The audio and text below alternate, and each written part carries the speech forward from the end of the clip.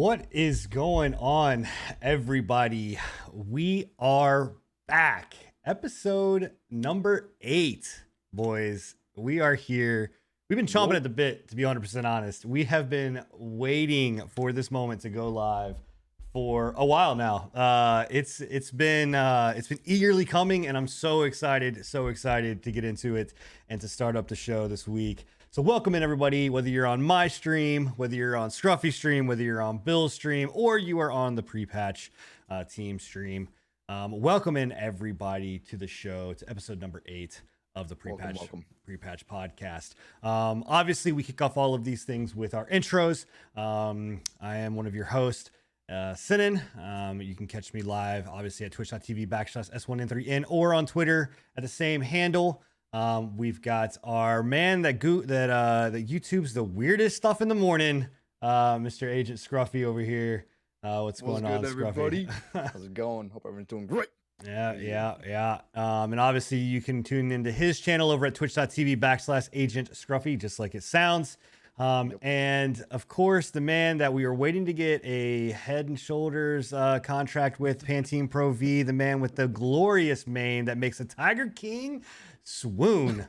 It is Billy the Squid. What's going on, Bill? What's up, fellas? How y'all doing tonight? Maybe it's natural. Maybe it's Maybelline. Yeah, maybe it's Maybelline. And of course, the man with no face, but he's the guy. You're a beautiful voice, though. Yeah, he's the guy in the darkness that's watching over us all. You know, he makes Batman quiver. Let's just say that. And in whatever way you want to think that makes. Quiver in the best way. Yeah, you can deduce that into whatever you want it to be. So great start. Obviously, our main man, our leader, Mr. Enigma. How are you doing, buddy? Well, how are my comrades doing? Yeah. I am leader. I am comrade numero uno. Okay, comrade. Okay. I I went Spanish with that. that will make more sense. Queso, please. That will make more sense as the podcast goes on. So you'll understand why he is speaking in a Russian manner. So anyway, guys, like we said at the very beginning of the show, we have been waiting really anxiously to talk about a few topics that are going to come up, one of which is huge, which is Valorant. But honestly, since it's come out, it's really kind of been draped in a lot of hype. It's been dripping with controversy and just straight up opinion. So pro players before they even fucking played it. I mean, there's so many pro players out there, bro. Yeah, there's people that are literally saying that they are going, that they're going pro before the game is pro. We're gonna get into it all. So, it really, since the moment that this has kind of happened, which was the 8th, I think, is when actually everything started. We've wanted to do the show, and so now the time's here. So we're gonna get into it. Like, okay, If you're accustomed to our channels, at least myself and Scruffy's channel, you have probably heard the back and forth that has happened about it. You've seen us play. You've seen me play the game and then stop playing the game and then go back to playing the game again and then stop playing the game. You've seen Scruffy play it for a while, then, love it and then, go to dead side. Bill has been indifferent, and Enigma has been all over the indifferent. I'm a little indifferent right now. That's what I was saying. And then go ahead. Not indifferent, just will not be partaking in it until some things are changed. Okay. Yeah, there's a lot there's a lot here, honestly. And I mean, I think that it's one of these situations where you're either die hard in love with this game or you don't. Like, I don't know. I feel like the middle ground is such a very, very thin line of middle ground. And let me explain as to why, right? So my opinion on this game is just like Call of Duty Warzone, just like, some of these other games that are out there that are, having bad hack problems. I refuse to play the game right now. I mainly for a sole purpose of the hacks, is one of the reasons, right? And there's a lot of stuff that's wrong with Valorant. But one of my main points to focus in on this and to bring up is that Riot was such a big proponent about their Vanguard system and how their Vanguard system was this white knight of systems. And it's going to be what's going to make this game super competitive. And we're going to, cheaters are not going to be allowed. And we're going to do it so like we're going to be very, very serious about how we deal with cheaters and all this other kind of stuff. And we've built this, internal system. Let me tell you what their internal fucking system is. It's a kernel that is literally inside of, that is basically just a file inside of their software that essentially opens up your computer to be able to be gotten into fairly easily. It's a rootkit. Yep. As long as you know what you're doing, it's not hard to get into your system to be able to wreak havoc, essentially, on what you're doing. So can people use that against you and DDoS you possibly? Oh, of course. Easy. Or Cool. worse, they Cool. can like I just get in- DDoS you. Yeah. Like totally basically shut it down. what the Vanguard system is it's a rootkit directly into like level 0 level security into your computer. It gives it full access to do whatever it wants. It starts up as soon as your computer launches, so you don't have the option of like turning it off. It's running 100% of the time as long as you have the game installed. And yes, it has features that are supposed to prevent people from being able to get into it, but every program has cracks, and having any system that direct lines into your level 0 security measures is a bad move. It's just bad. Yeah. Mhm. So That that's makes That's why I sense. refuse to have it downloaded. That's why I haven't even tried to get a beta key for it until that's changed. I didn't not know doing that it. if you just have the game installed that you're open to It it. runs from Yeah, the it moment your runs from the computer moment you boots install to the moment you shut it off. As long as that game is installed, that anti-cheat Oh, is running. it's getting Because- let's get uninstalled 'cause tonight. because that was the way that they were trying to get it so that cheaters weren't able to do it, because the cheaters would load up their cheats before they launched the game and stuff, and then the anti-cheat wouldn't be able to detect it, or they'd have it up on a virtual machine, which I think Valorant can't be run on virtual machines right now, or that it's not supposed to be. But Mhm. they've already found out ways around getting I'm past sure. that launch thing. But yeah, as soon as that game's installed, whenever you start your computer, you're gonna have that rootkit running. Yeah, so well, that's gonna get uninstalled tonight. Like that's gonna get uninstalled after this fucking podcast. That shit's coming off my computer. The second thing is just the sheer blatant, like, in my opinion, disregard to address this issue and address what it is. Instead of like their whole entire PR has been fucking YouTube videos of what the new champions are or what the champions are, and then talking about their esports scene, and then talking about how they're doing drops. Like, you're completely negating the fact that you're literally making people vulnerable because of having this game going. Like, and yeah, I'm not going to say that there's not other games that have the same shit, but like other games that have this same shit aren't being played by millions upon millions of people, aren't being literally going out there and, actively hacking. And also too, they're not actively going out there and boasting about how their anti-cheat system is so fucking perfect. Like, the reality is that they have like, I've called it from day one, man. There's times in that game where you get shot and you're like, there's no fucking way that this dude knew that I was there. There's no way to, like, abilities aside, all of that crap aside, there's no way he should have known that I was around that corner. And obviously, one of the things that I found this last week was wall hacks. Wall hacks being sold. Wall hacks given out for free. Wall hacks easily downloaded. It's like I said when we talked about it on the last podcast. Like, the fact that all of that stuff, like ESP and everything like that, is already built into the game. It would be so easy for the baseline script kiddie to get into that game and alter those files to be able to use it in their own way without actually having to use the fucking abilities. Right? Right. It's already there. It's already built in.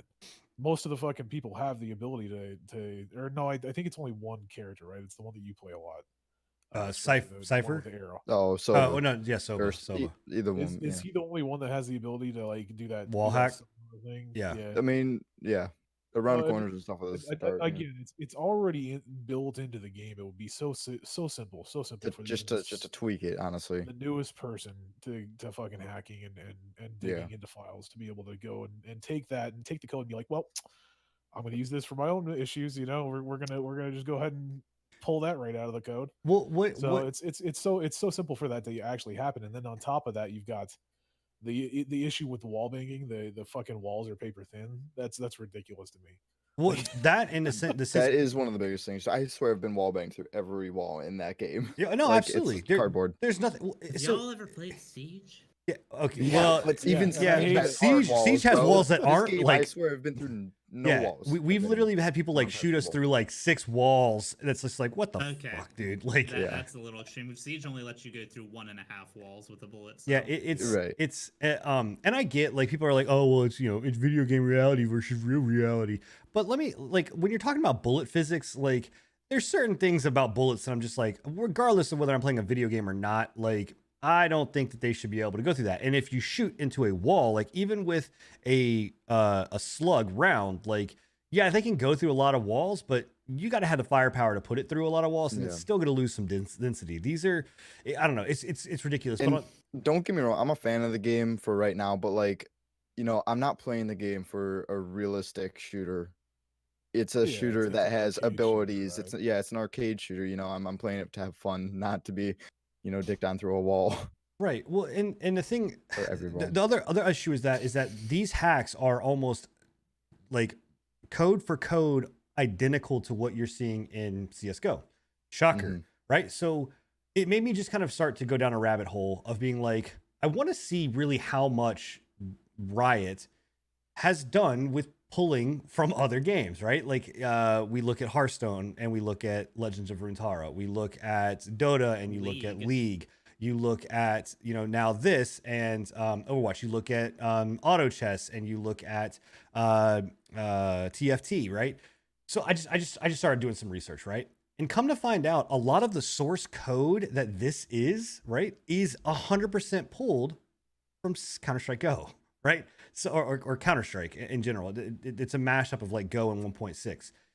But one of the things to me that they did, and why it also aggravates me, aside from like wall hacks and all of this other kind of bullshit, right? Which is a huge reason not to play the game. Like it just is not fun. Like, to get aimbotted, auto headshot, whatever, is, and I've been saying this from day one, is their approach of doing bullet RNG, right? And so let me explain what bullet RNG is, because you don't hear it a lot, and there's a reason you don't hear it a lot. If you go and look at most shooters and how they run their physics for their guns, it is accuracy based, right? So there's an accuracy RNG base that is based on distance. That's fine. That's normal. The reason that is the kind of standard and the gold standard to use is because based on distance, it drops off your accuracy rating. So that means that if I'm farther away and I have some kind of weird issue, a hiccup with server tick, or if my latency spikes or whatever else, the only thing that really is going to matter in that situation is just my accuracy, right? So maybe 1 or 2 bullets isn't going to hit, but for the most part, it's not a big deal, right? It's very, very minimal, especially when you're talking about a 128 tick server, and I'll get to that in a little bit too.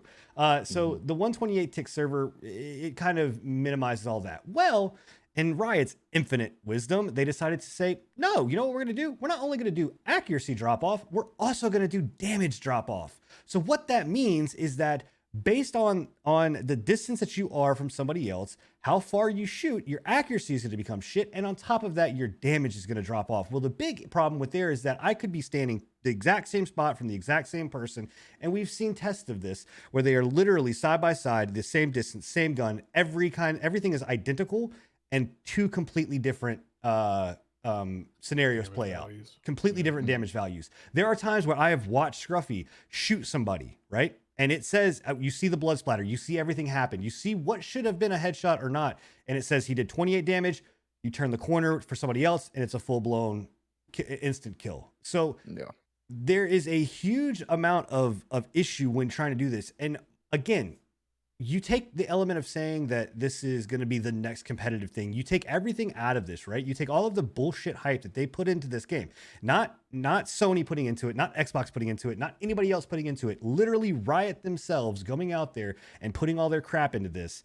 You take all of that out of the equation, then fine, I don't care, right? But the fact of the matter is that whenever I go into a gunfight, if I can't know that I'm going to have a fair fight, right, with someone that is equally the exact same distance, skill level, and using the same gun as me, I don't want to play the game. It's just it's not enjoyable, right? But when the game works and everything is clicking right, it's a blast to play. Like it can be very fun. It's a shit game to watch. It's boring as fuck in my opinion to watch. Like I don't think that there is anything enjoyable. And I've watched Doc stream about it. I've watched a bunch of people stream.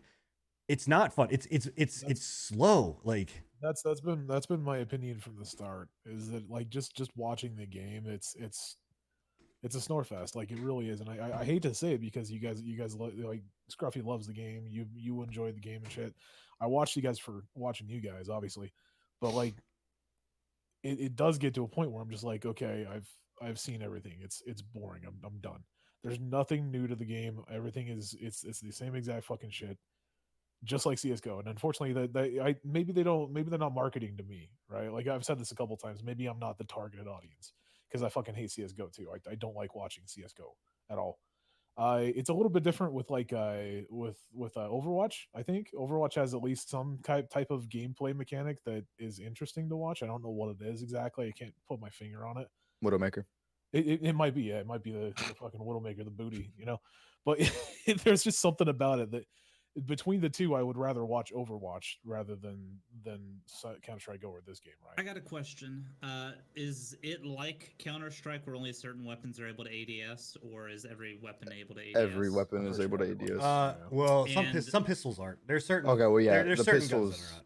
But I for don't the think most anything. part, weapons are able to ADS. Yes. Yeah. Pretty sure, Does yeah. aiming Every down weapon I've sight seen, give you like aim precision? Like, is where your bullet, like where your crosshairs at, going to be where your bullet goes? Here's the thing. They say that the devs say no. The devs say that it's worse to aim down sights than it is to just pre-fire or to hip fire, right? But everything that we can see and that I can see and the amount of time that I've put into it, and again, let me be very clear to anybody watching the game and anybody that listens to this show, right? And Scruffy can attest to this, and anybody can attest. We've put our time in, right? This is not a game that we just loaded up for an hour, 2 hours, and did. I literally played the game for 3 to 4 days straight. Like that was it. Like it's what I did. I played it off stream. I played it on stream. I put in my time to try to understand this game. And I can tell you right now, there are certain times where ADSing 100%. Then there's times where I'm just like, why am I ADSing? Like and that's fucking Valorant. Like it's just like, what am I? It's a hodgepodge of shit. Yeah, to me, aiming in, it messes me up, so I just don't even do it. But if I have like a disadvantage for not doing it, that would be kind of shitty. The reason I ask is because the system that you described, again, I'm going to draw a Siege comparison, but it sounds very similar to Siege, where when you're hip firing, because Siege has damage drop off, it also has hip fire bloom whenever you're third personing. But that game's all about ADSing and like headshots and stuff like that. I didn't know if there was like a drastic penalty to ADSing or if it was even possible in this game. It's not Because, like a. it sounds very similar to Siege's like bullet physics, the way that they have it. Maybe set the up. bullets, but the I'm hip glad- fire is totally different. I'm glad that you brought that up because that was one thing. That's one of the biggest complaints that I have about the game, and I continuously see it said over and over and over again that people are like, oh, this game has the best gunplay mechanics that we've had in a fucking game in years. And I'm like, there is no gunplay mechanics. You literally have gun fucking bullet spread. That's it. There's just patterns. There's no that is not gunplay mechanics. I'm sorry. And this is my rant for the night. Like, Sin's gonna have his own rants and shit, but my biggest one is like, you can't tell me that the bullet spread is gunplay mechanics. That's the only thing that legit is the only gunplay mechanic in the entire game, and you're gonna tell me that that's the best gunplay mechanics you've ever had in a fucking shooter ever. Yeah, no, you're like DayZ the mod had better fucking gunplay mechanics. you're not wrong. And here's Fucking- That's true. and here, fucking Overwatch has better gunplay mechanics. and here's the thing about it too is that you're looking at, and I do want to touch base too on what Bill said about the Rainbow Six like damage drop off. Even that still, like from a competitive standpoint, it still hinders the game to have a damage drop off based on distance. Any time that you have any type of trying to be in a competitive world, I understand like coding into and I actually talked to a developer, like indie dev friend of mine. I just picking his brain about stuff, and he was like, they use like wall physics that has damage drop off. Like you go through a wall, you go through something, like it's going to drop the damage. It's going to do a certain percentage of damage off of the bullet, right? But going from a distance wise, it's extremely difficult to do. It's extremely difficult to do and do it right. Siege does both of those actually. There's damage drop when it penetrates through a wall, and there's damage drop where distance is a factor. The reason that the distance is a factor, I think, is because it reduces the viability of like defender runouts, like spawn killing and stuff like that. It also reduces like people sitting outside, like looking through 3 walls that were made by a sniper, like Right, but- looking through 3 bullet holes and then trying to take somebody out from that. I understand that there's the one-shot headshot mechanic with that game, which is probably why it's okay in Siege, because there's always that way of getting that one-shot headshot. Yeah, I think when you mix it with the RNG to the damage done, though, it causes problems. Well, that and your maps are not that big. Your maps aren't big enough in this. I was gonna bring that up. Where the damage drop off actually starts. They've averaged it, and they average it up every mid-season. The average kill range in Siege is 8 to 15 meters. Damage drop off doesn't tend to start until 13 meters for SMGs and 16 meters for ARs. Right. So you're getting full damage in Most most of the time. engagements in that game. Because that game's so close quarters. You're also too like, I don't know. It boggles my mind to think about why they chose to go this route and they chose to go down these things where I'm like, is it because you wanted to make like you thought simplifying the process was going to make it more competitive? But then I go and look, I'm like, but you add characters with abilities. Then you go in and you add characters with abilities that are broken, and then on top of that, you're talking about gunplay mechanics. You give every side the same gun. The reason that Counter-Strike did that wasn't because of they wanted to mix it up a bit. They were doing it because they wanted to be able to have different gunplay styles for different sides. So whether you're playing terrorist or Counter-Strike, or counter-terrorist, you have 2 completely different like gameplay styles when it comes to like the M4 versus the AK-47. But in this, everybody has the same shit. Like everybody either side has the exact same fucking guns, and there's no difference there. And oh, go ahead. I'm okay with the same guns, I think, because it kind of, I don't know, it gives people a fair chance. I mean, yeah, but what I'm saying is it starts to neutralize the point of what Enigma is saying, is that there's no gunplay mechanics really. It's just about learning a spread and becoming comfortable with that spread. I'm not saying that Counter-Strike didn't have that. Like, yes, Counter-Strike had spread mechanics and that's what you learned. But at the same time too, you also had to play in the fact of being like, okay, cool. Like I am comfortable with an M4. I'm not comfortable with an AK-47. So when I switch over to terrorists, I have to play with an AK, or I have to go pick up an M4s from somebody, right? Or I have to or I have to use a different gun. Like, this doesn't have that. Like, this is just like, okay, well, I'm either gonna have a Spectre, a Vandal, and I got shit on. Like, I got yelled at, or not shit on. I got yelled at because I was using a Spectre and I decimated the round with my Spectre, like, because I think the Spectre's busted. Like, it just is a broken gun. Oh, that comes up to a point of like, is the viability of like different weapons usage going to come into play right now, right? Like, are you just going to have metas at this point now with the guns that they have? Because I'm sure they already do, right? I'm pretty sure they already have a meta with the fucking long gun or whatever. That I literally every fucking stream that I watch, they're either using the Spectre, the fucking Magnum gun, the fucking pistol, Sheriff, or the long shot. Right. Yeah. Stop. Do you think By the long that, shot? The fucking the scoped one that's like a one shot. Well, there's the Marshal and the Op. Yeah. It's a do pretty you much think op. the game would benefit more if they went more of a like designated hero style system where each character has their own loadout, like they have their own Like- primary, their own secondary? Like, I don't know that I Like know there's Rainbow not enough Six?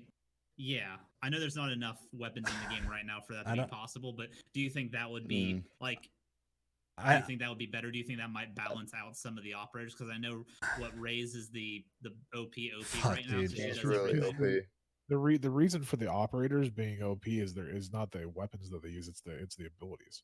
Like, Right. I don't- Nothing to do with the yeah. weapons. But do you the think weapons giving themselves? do you think giving them a shittier weapon would balance them out? No. Like, make, And I think that would make it unfun too. I mean, Okay. And second question: are we going to be jumping into the anti-cheat after we get through this part of the discussion again? My chat Oh, was wondering. you're more than well. Yeah, we can jump back. I mean, Yeah. I mean, this is open forum, guys. Like we've this is designated a lot of time. yeah. for Valorant, I mean, guys. So if like yeah, the anti-cheat Gotcha. absolutely. So, to get you guys up to speed, we did talk about the anti-cheat system a little bit and how it's basically, for one, it's not living up to what Riot has said the Vanguard system is going to go. There's still cheats going on everywhere within the game. And two, it is compromising to almost all devices that have it installed because it's a level 0 rootkit. Yeah. And I wanted to actually go into that a little bit more because with that access, if somebody were to hack in and use that as a way to get to your system, like system control, they could have access to all of your personal information and whatever goes. And it's also the fact that Tencent's kind of a shady company to begin with, and they basically have access to every player on Valorant right now. I understand there's almost no way that they would actually do anything with that info, but it leaves You don't know. You don't know that. We don't know that. I want to give them the benefit of the doubt. I ain't giving nobody the benefit of the doubt. I know Nothing. Tencent's shit. Somebody's already hacked somebody's already hacked the kernel program. Is that what you guys are saying? No, right absolutely. It's rampant across the internet. I mean, you can go in right now and look up Valorant hacks, and it's just Reddit on top of Reddit on top of Reddit. That is just open shit of like this thing being busted and broken. they're on YouTube. People were selling them on YouTube. Yeah. Well, and Like- this is what blows me away too, is that and it's just it just is diagnoses a huge problem when we come into what this is. Like, you know, we talk about Blizzard fanboys and we talk about World of Warcraft fanboys. We talk about all of these things, you know, people being fanboys of these games. And I'm going to tell you right now, I think probably the one company that fucking tops all of them is Riot. I think people that are Riot fanboys live and breathe and die by Riot, and they love them and they think that everything they do is great. I think that this game 100% is fun when it works, but that's only a very small amount of time, and it's only for a very short amount of time.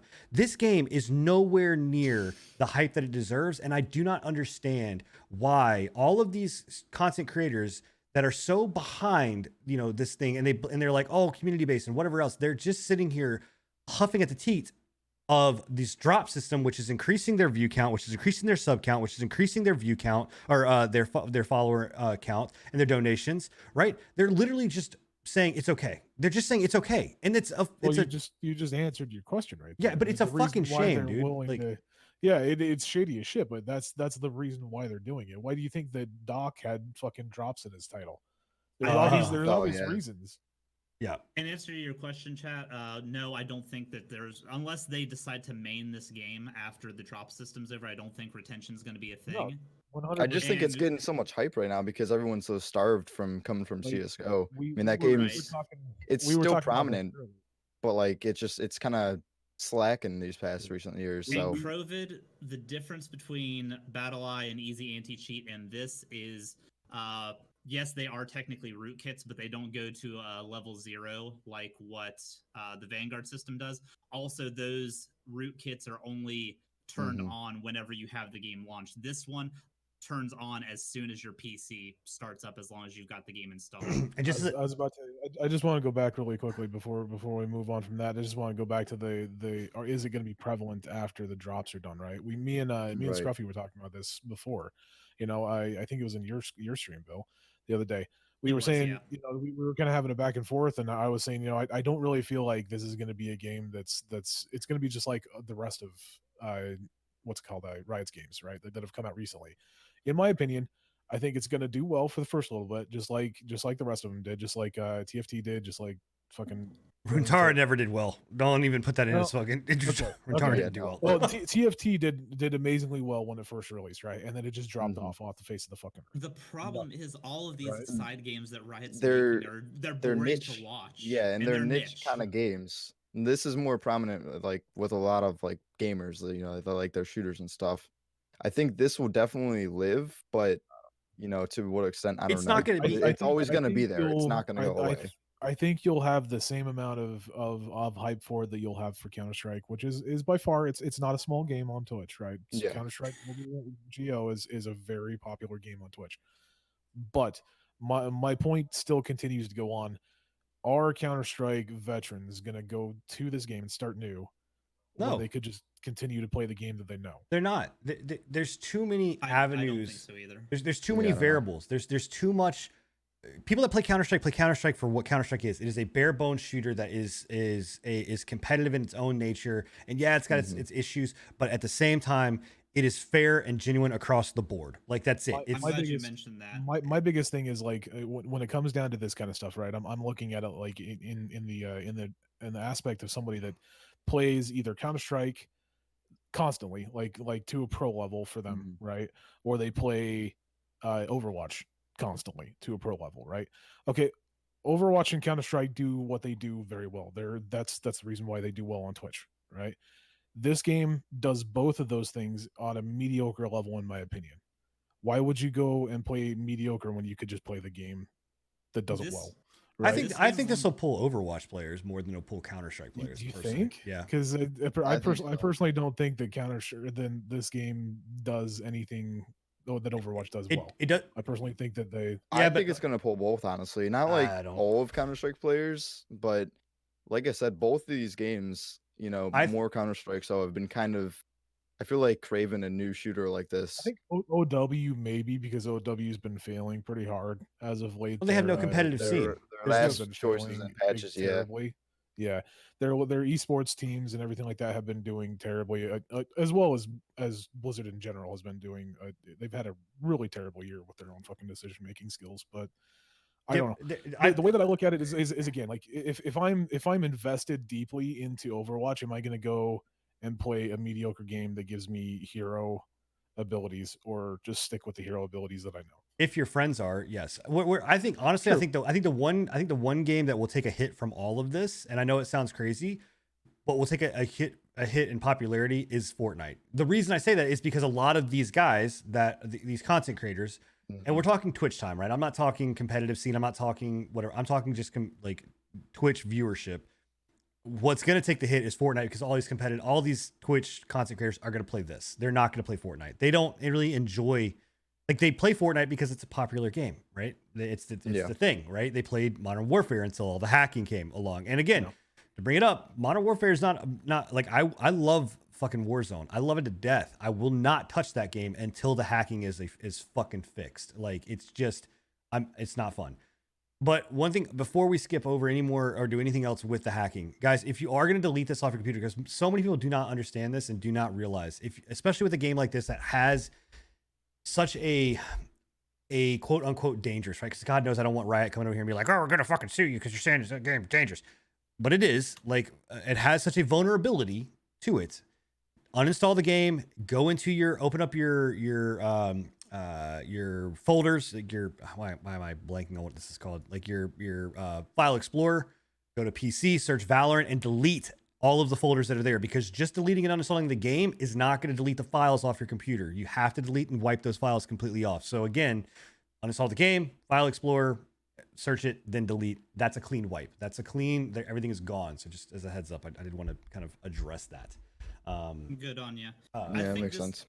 I think this game's longevity is all going to depend on that quote unquote pro scene that is being made. That's why CSGO thrives, is because it peaks in viewership every single time that a professional event goes. I don't think unless they get some like decent balancing.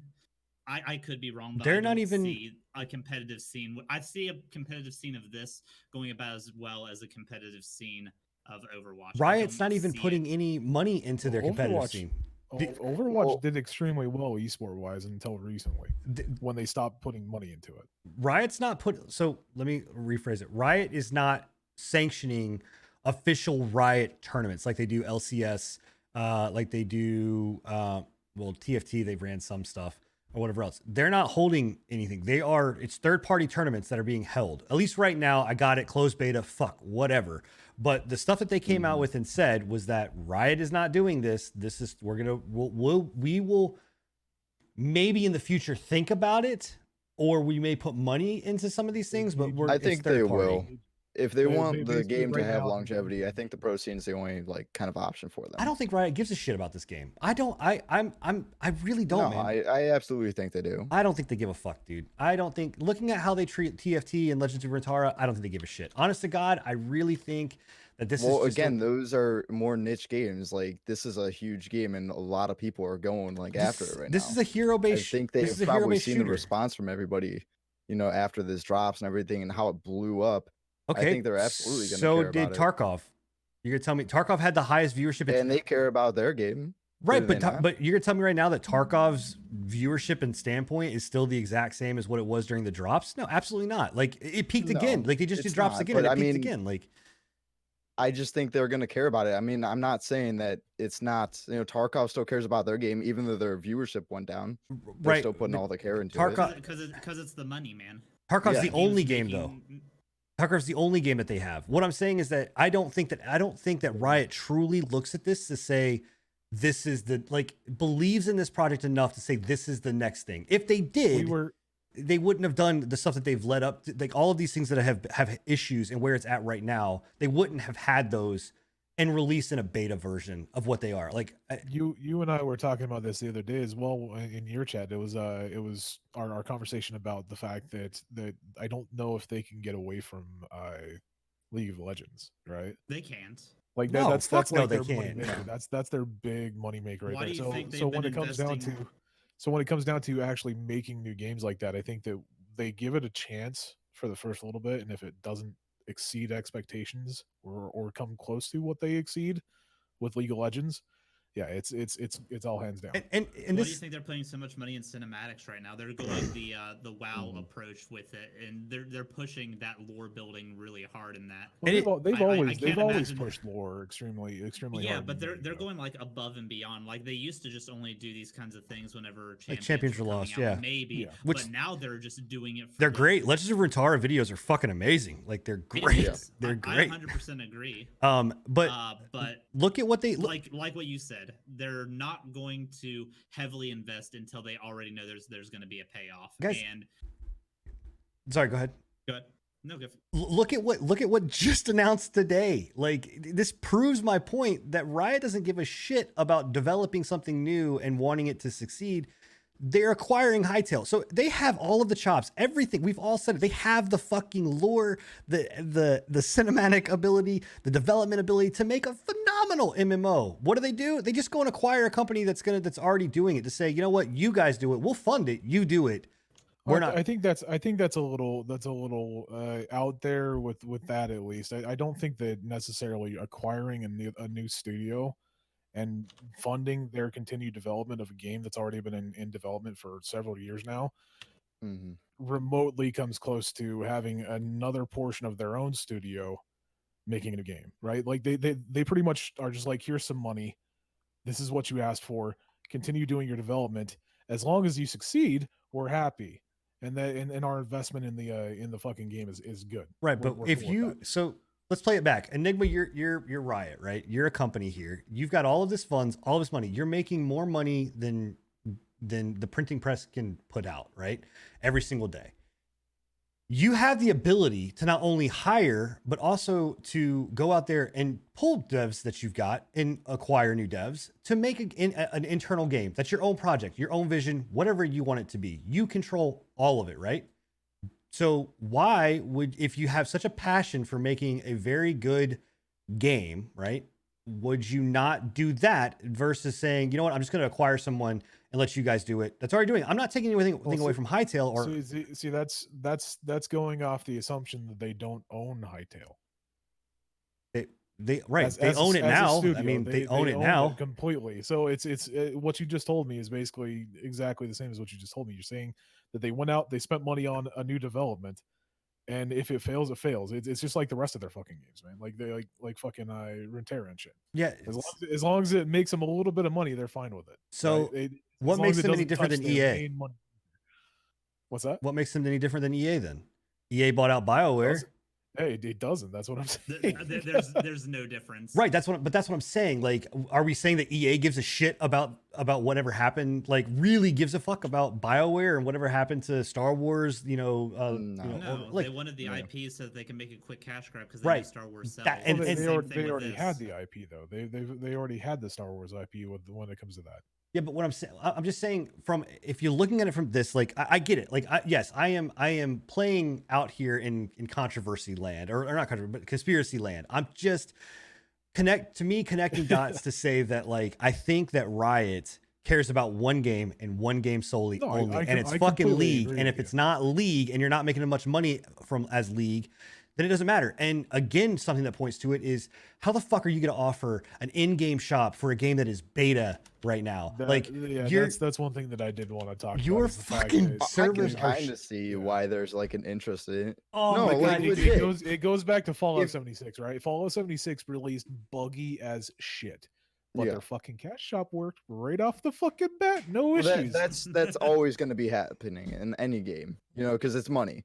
But I mean, for this at least, if they see this game going somewhere, and if people think they're going to be playing this game, at least if you buy credits now, you do get a bonus on top of that after they refund it. I know it sounds crazy, but so Riot created a credit card. There are people who are going to be playing this game, and I think they're just kind of testing that almost with this cash shop. So Riot created a credit card with a cashback system. I mean, that's essentially that's just like my Chase credit card, bro. I buy shit and I'm like, yeah, I'll get cash back, but you'll get it back. I mean, plus more. I don't see a problem if you're planning on spending money already, because their game right now is fundamentally broken. But it's fundamentally broken. I still play it. I choose to ignore the stuff to still try and have some fun, even though the stuff is there. I think a lot of other people are doing the same right now in hopes that maybe it won't be broken. Yeah, but why not force them to do better? Why not force them, say to them, to be like, no, I'm not going to allow, I'm not okay with this. Like, your game, again, like I said, I enjoy the game when it functions the way that it should hypothetically function. And really all that's saying to everybody in all chats, all that's saying is that the RNG is falling in my direction, right? If the RNG is falling in my direction, it means some poor sap is getting dicked on. And that sucks for them. Like, they're having a shitty experience because the RNG didn't fall in their favor, right? So honest to God, I don't know, man. I think this game is a watered down, crappy, shitty version of Counter-Strike and Overwatch mixed together to make something that just is old and washed up and dated. And it's the same fucking thing that we played, 15 years ago with Counter-Strike, 1.6, or what we play with Overwatch. I don't know. It's just, I don't see anything wrong with it trying to be like those games, though. But do something new, do something different, do something fresh. The games work. I don't see anything wrong with them trying to go towards that direction. Yeah. But at least put your own spin on it. It's a direct copy. Like, there's nothing new. I see what you're saying, and I see what Sin is saying. But that's my biggest point right there as well, is nothing new has come of this. And take your characters. Let's break down the characters, right? Let's start with the guns. Your Vandal is your AK, your Phantom is your M4, right? Your Scout is your Marshal, and whatever their fucking sniper is their op. You go down to, so guns literally all are pretty much identical to the way that the spray patterns work. Okay, but I don't think any other game, they all have those kinds of guns. I know they're kind of going for that League or that CS:GO take, but I mean, right? But I just don't. I'm gonna be real with you guys. If it wasn't for the rootkit, I'd be all about this game. I really enjoy Bill's what I've seen from it. Bill's like, I'm on the fence, guys, but I'd be okay with it if it wasn't the rootkit. I think if you've no, for real, if it was the rootkit is my fence, and it's a big fucking fence. I can tell you, I don't think, until you have played the game and witnessed the RNG stuff that I'm talking about, I don't know if you. I mean, maybe you would. Maybe you're like Scruffy, and there's nothing wrong with that. That's fine. I really enjoy the tactical aspects of it. It reminds me. I've never played CS:GO because of certain aspects of that, but I like the abilities and stuff. I feel like they need balance and stuff. But I enjoy that slow, methodical, tactical type thing, and I think this would tick a lot of boxes for me. If I got my hands on it and it didn't have a level 0 rootkit. That is one thing that I will point out, and I will come out and say it. Like the fact that I think we have a pretty balanced state of view with this entire conversation, because we've got two people that have played the game. They're on opposite ends of the spectrum. We've got two people that haven't played the game, myself and Bill, that have just watched it. We're on opposite. We're kind of on opposite sides of the spectrum as well. Yeah, between you and I Bill, think right? the game itself is fine. He thinks it's haven't fine. Played it. I think it's boring as shit to watch. It doesn't look at all that entertaining to me. But again, I think that's mostly because it's not centered at me as a player. I don't enjoy Counter-Strike games, right? But the fact of the matter is that when it comes down to the fervent defense of the game currently, y'all are just looking at the flaws and being like, I'm going to choose to ignore those, because there's no reason to ignore them. Like there's ridiculous allegations going out with the rootkits. Y'all are sitting there going like, well, that's every fucking anti-cheat system. That doesn't. But it's not. That doesn't excuse it. Yeah. So somebody having an opinion that is against yours, you're mad because bad. No, that's a terrible way of looking at things. Just because somebody has a different opinion from you does not mean that their opinion is any less or more valid. Right. I am just genuinely concerned about system security with this game.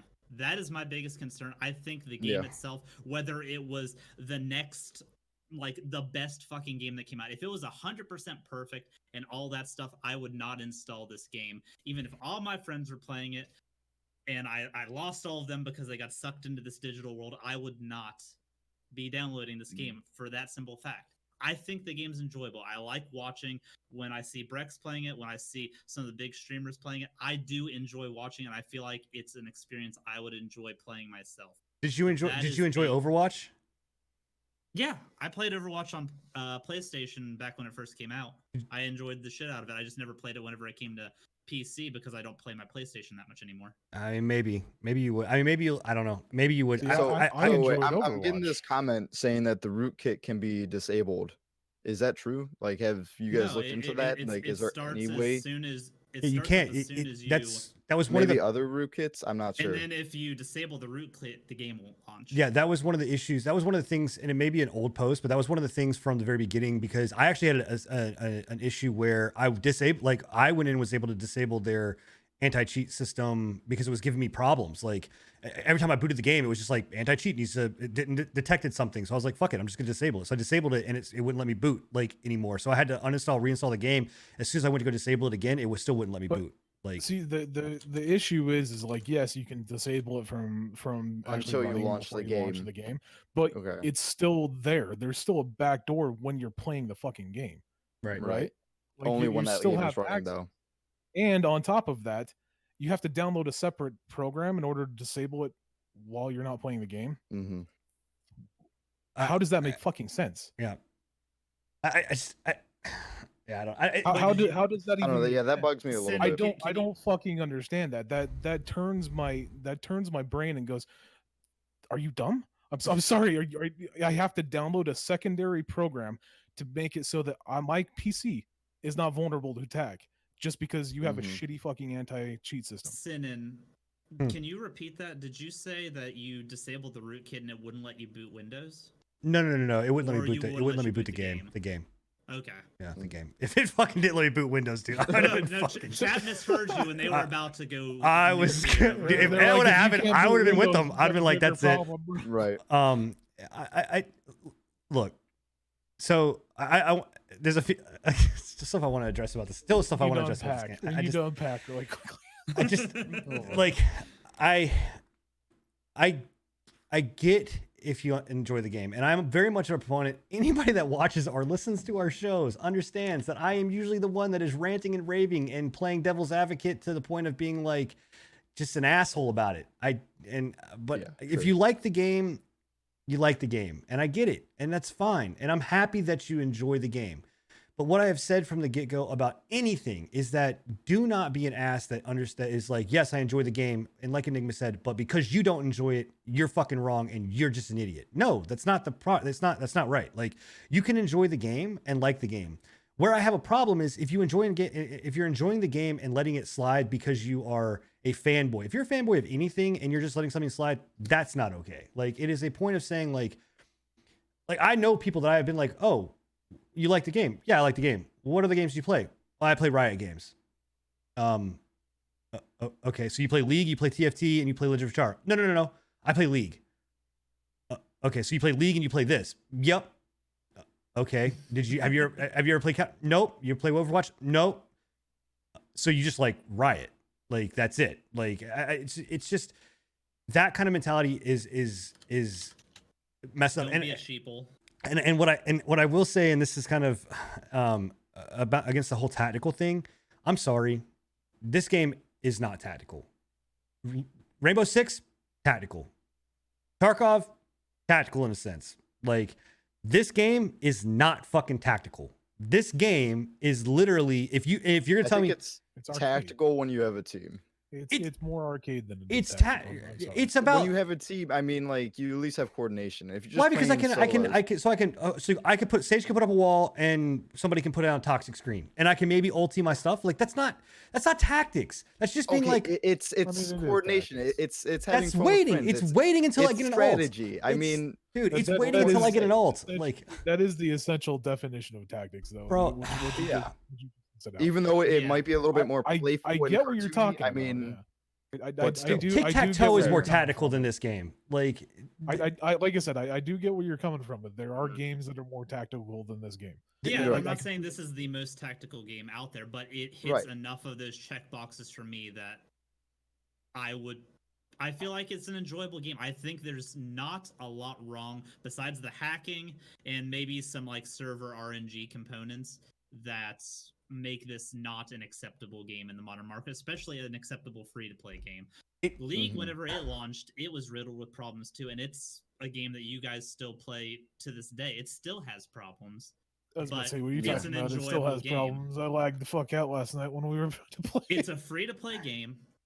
It's pretty well polished for the most part, other than the hacking issues and some. I'm gonna chalk up a lot of what you guys are doing, like saying to maybe Peeker's advantage or something like that, or the wall banging system. I can understand being frustrating, but again, that goes with the hacks as well. I think the game's like the game from a gameplay fundamental perspective is fine. I it's don't think not. It's that not. flawed. It's not. There are. Just go and look at it up. Go and Google it I've and been look watching at. it. I've been Right. I'm watching not. it I'm not for talking about the watching it. past- I'm talking about legitimately like digital trend, like Digital Foundry's style of testing, where they literally are firing the same gun, same distance, same stuff, everything the exact same, and yet two completely different outcomes happen. Two completely different number charts happen. Two completely different damage. Like all of that shit is completely different. It's not like that is not a system that is set up to be fundamentally good. Like it's not even even okay. It's been They out have for different- 2 they weeks, have right? different It's damage in, depending on I body know, part. like it's in beta and everything, but like maybe they're just testing it out. That's not shit that, bro. Give it- That's not beta stuff. That's stuff that this game has been in development for however long that Riot's been but developing. this game shit, just dude. was released to the public. They But don't what- know. How does that like, have you know, any they have- difference to know the Listen, damage drop Because off? people I'm gotta gonna- test this shit out. I'm man. gonna calm you down on this one because Tarkov Yeah. was a disgusting mess whenever it launched, and you loved. The I'm fuck not out of saying game. that Tarkov. Like Siege was a disgusting mess when it. I still don't launched, like and I loved Siege. the fuck out of that game. Siege is still a disgusting mess. yeah, I still don't like Games Siege. they have the ability to have that growth period, and that's just part of the gaming market nowadays. Early Mhm. access, beta releases, that kind of stuff. It's part of what gaming is about. I think this has the groundwork to be a really competent shooter and a really good game. It's fun to watch. I think it's fun to watch. Scruffy likes to play it. It's got the time that it needs to get good because all these other games that we all love had that same type situation. They all started off on a suboptimal field and they've brought it up. That's just the way gaming is nowadays. hey, And I look, don't think that's fanboying over it's- League. I'm not saying we've it's all played fanboying. different games But here. the point that I have to counter that is like, should we accept that? Like, is that No. something we should accept. I get. It's not. I I'm think not if we give it a saying- chance, though, I mean, I'm like not any other saying it game, doesn't if you, deserve a chance. I'm not saying that this game should come out but fucking you're perfect. shaming people for like just. I'm not shaming. disregarding What I'm the game. what I'm saying is that on the other hand, we're also the people that are shaming it for being complete shit. Right off the bat, we're being shamed for not giving it a chance at the same point, right? We're like, it goes both ways. like Yeah. all I'm saying is that I get it, guys. I'm not saying that the game needs to be fucking pixel perfect, ready to go, and closed beta before getting whitelisted access.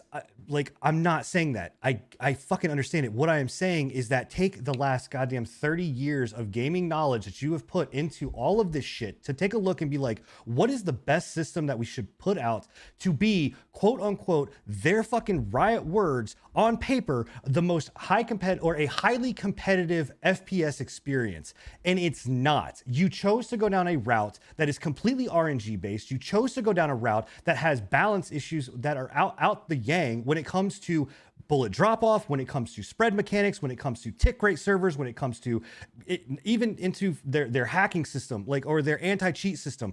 All of that combined, no, I'm not going to give this a buy to say that this is okay. It's not. It's all I'm asking for is look at the last decade of video games, of competitive shooters that we have, and say, cool, what should we do that makes the most amount of sense?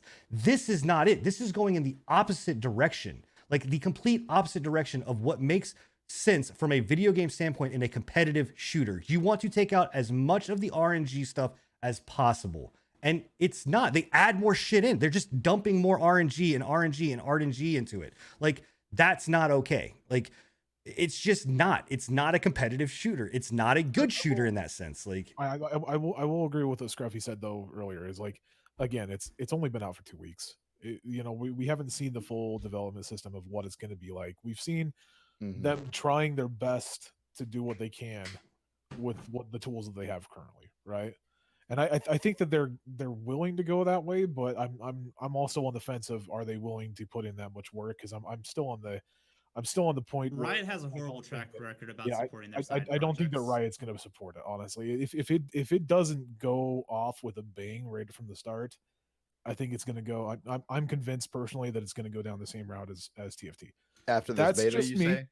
I wouldn't say after the beta. I would say once it releases, or once it pushes forward into enough of a release that it's in a state that TFT was when they started going downhill. Okay, because So the beta's I don't gone know off with if- a bang, but yeah, like if once it releases, Yeah, we got to see where it goes from there. went off with a bang as well, and it was because of Right. the drop system, right? Right. That's the reason why they got so much hype off of TFT was the drop system. And I'd like to see what happens once the hype dies down from the drop system and people aren't getting drops. and Yeah, by I'd like to see where the state of the game would be after beta. and by the way, the character systems are not balanced. Like, they're I mean, not balance balanced. is something that you get with time. Riot sucks to balance. Right. I've said that from the very beginning, and it's not about that's not about meta forming. That is literally, you have a character that has a kit that is full blown lethal when other characters don't. They don't have full blown lethal There's kits. no competitive game out there that runs on a champion system that hasn't had that happen. Yeah. No, even like post launch. And that's fine. In a game like League, you can do that, right? Where The fact that it's but you only can't- that raise is kind of okay to me. Overwatch there's a has way had to that play issue. around raise. Siege has had that issue. It's not that big of an balancing is not my concern with this game. The RNG shooting I feel is more of a concern than hero balancing, because hero balancing can be tweaked. Yeah, you can work around shooting, heroes. If it's a genuine concern, it's a fundamental mechanic of the game. If the shooting is flawed, that's going to be a lot bigger of a fix than just toning down a hero. And I think they also need to definitely try and tone down like the wall banging and the fucking situation That's with that. probably my That one biggest shouldn't be problem. that hard That's of an issue either. You just need to make more hard walls. Right. Well, will they? is the well, question. yeah, again, More there, right? all of this comes down to, will they do it? And everything that has come out recently, again, it's beta. I got it. Like, it's just, guess what? Sin, it's fucking beta. They don't. Yeah. Well, God guess damn what? Okay. Cool. I'm not going to go down the road. All I'm going to say is just drop this in there and let you guys think about it. It's fucking beta, but yet they had 2 days ago, they put a post out about their fucking esports. So sit there and tell me that's a goddamn beta. Sit there and tell me that it's a fucking beta and that they don't Well, get that's that just for the money, bro. They want money. No they want shit, They it's want people to be fucking like, Riot. oh, esports. Okay, I'm in. No And shit, my bro. My chat brings up a good point about this as well. This is all shit that the average mouth breather gamer doesn't give a shit about. They aren't going to pay attention to any of this. That's the problem. This is stuff that's going to be minor to, I'd say, 80% of the gaming population. They're just not going to acknowledge it or even know about it. Like, if I didn't do research into Valorant when it first came out, I wouldn't have known about the level 0 rootkit. Right. That's something that a lot of gamers Yep. they're just not going to know about. It's not something that they care about. They just want an experience that's fun, and if it's fun, it's going to work. I am. Yeah, I don't know. I mean, again, I can And be. it's the I'm gonna same get. thing I'm with gonna get the chat. paid Like, bait. I get It's that. the same thing with the beta access.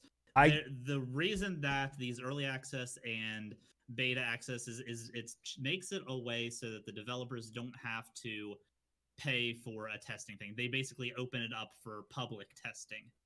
yeah. I mean, at a cost. This one's free to play, but a lot of others aren't. what I'll say is I'm not gonna spend time in the podcast to go into like chat stuff and whatever else. But like, if anybody has issues with what I'm saying or wants to talk to me about it, come into my channel. I will not ban you as long as you keep yourself, okay. And I say go into everybody else's and we can come and talk about it or whatever else, or jump to a Discord call with me. But I'm just saying, like, there are certain parameters around this that do make it disgusting. I think the game, if Riot actually gave a shit, I think it could be okay. I'm not giving them a fucking pass because they're Riot. I'm not giving them a fucking pass because of the hype. I'm not giving them a fucking pass because the genre is starved. I don't give a shit. None of that stuff matters when you're talking about developing a game. And I'm not giving a pass because of saying like, oh, well, players should play around it or players should learn how to deal with the meta. Nope. If something's broken, fix it. If I can't go to my house and be like, oh, hey fam, I know that window's busted out and you're getting wet and rain. Just don't go by the window. It's okay. Experienced family members just steer clear of that window. That's not an answer. I noticed that in chat too. It's like if you're an experienced player, you can play around that. If I'm an experienced player, I can play around the fact that you can shoot through 5 walls. Yeah, it's So like I'll just not walk by walls anymore, right? Like And- that's if I'm an experienced player, I'll just stop walking by walls. That and makes sense. the difference Thanks. between me and what you said, Bill, about all of these other people, because again, I understand that my opinion is the most, I'm the loudest, most fucking angriest, whatever on the show. I don't know. I think you and I are pretty much on the same. I point, accept right? my role as this. What I am saying though is that the difference between myself and the mouth breathers gamers that Bill talked about is that I go and do my fucking research and my homework, and I don't let any kind of fanboyism or anything else get in my way of understanding what it is. I don't give a fuck I don't care who you are, what you do. I don't care what company you work for, what game you work for, what industry you are in. The only thing that fucking matters is the truth. That's why I respect the shit out of Keemstar, because no matter what that man burns to the ground, the truth comes the fuck out. Like, and Fucking guess what? Cynical Brit, man. Like- if he was still around, like legitimately, we talked about this a couple of times in the first rendition of the podcast. If Cynical Brit, I can't remember what the fuck he usually goes by, but if Cynical Brit was still around, this game would be flamed hard, so fucking hard Yeah. by him. And it's ridiculous that we as a gaming community will allow it to happen. It's just like, and I know I sound like a broken record. I keep going back to like Fallout 76. The reason why we have Fallout 76 is because of this shit. We're willing to give passes to companies because it might get better later, or it's Riot, it's Bethesda. Their games are always buggy. Once the mods come out, they'll fix it, right? We shouldn't be going down that path any longer. It's 2020. We should be getting games that are complete upon arrival. And I agree. And I realize that it's beta. I get that. I do get that. And they have time to fix it. I'm completely willing to see that. But the fact that you're willing to accept those and just brush them off is telling. well, and here's the thing too, like to say that the game is beta is super frustrating to me, because I get that in the sense of like, I saw a glitch where Sage was able to pop a wall above the map, and then Omen was able to teleport on top of that. Yeah, you know what? That's what people will do. That's what the public does to find glitches and stuff. I'm cool with that. That's stuff that you need to fix that you probably maybe not have been able to find during your creation of the game. What I'm not okay with is being like, it's beta, their gun mechanics and their RNG based system should it can evolve. This is something that came from development. Like, that's some shit that you developed over time and checked the box off to be like, this is good. I The get only difference now, though, is that it's in public hands.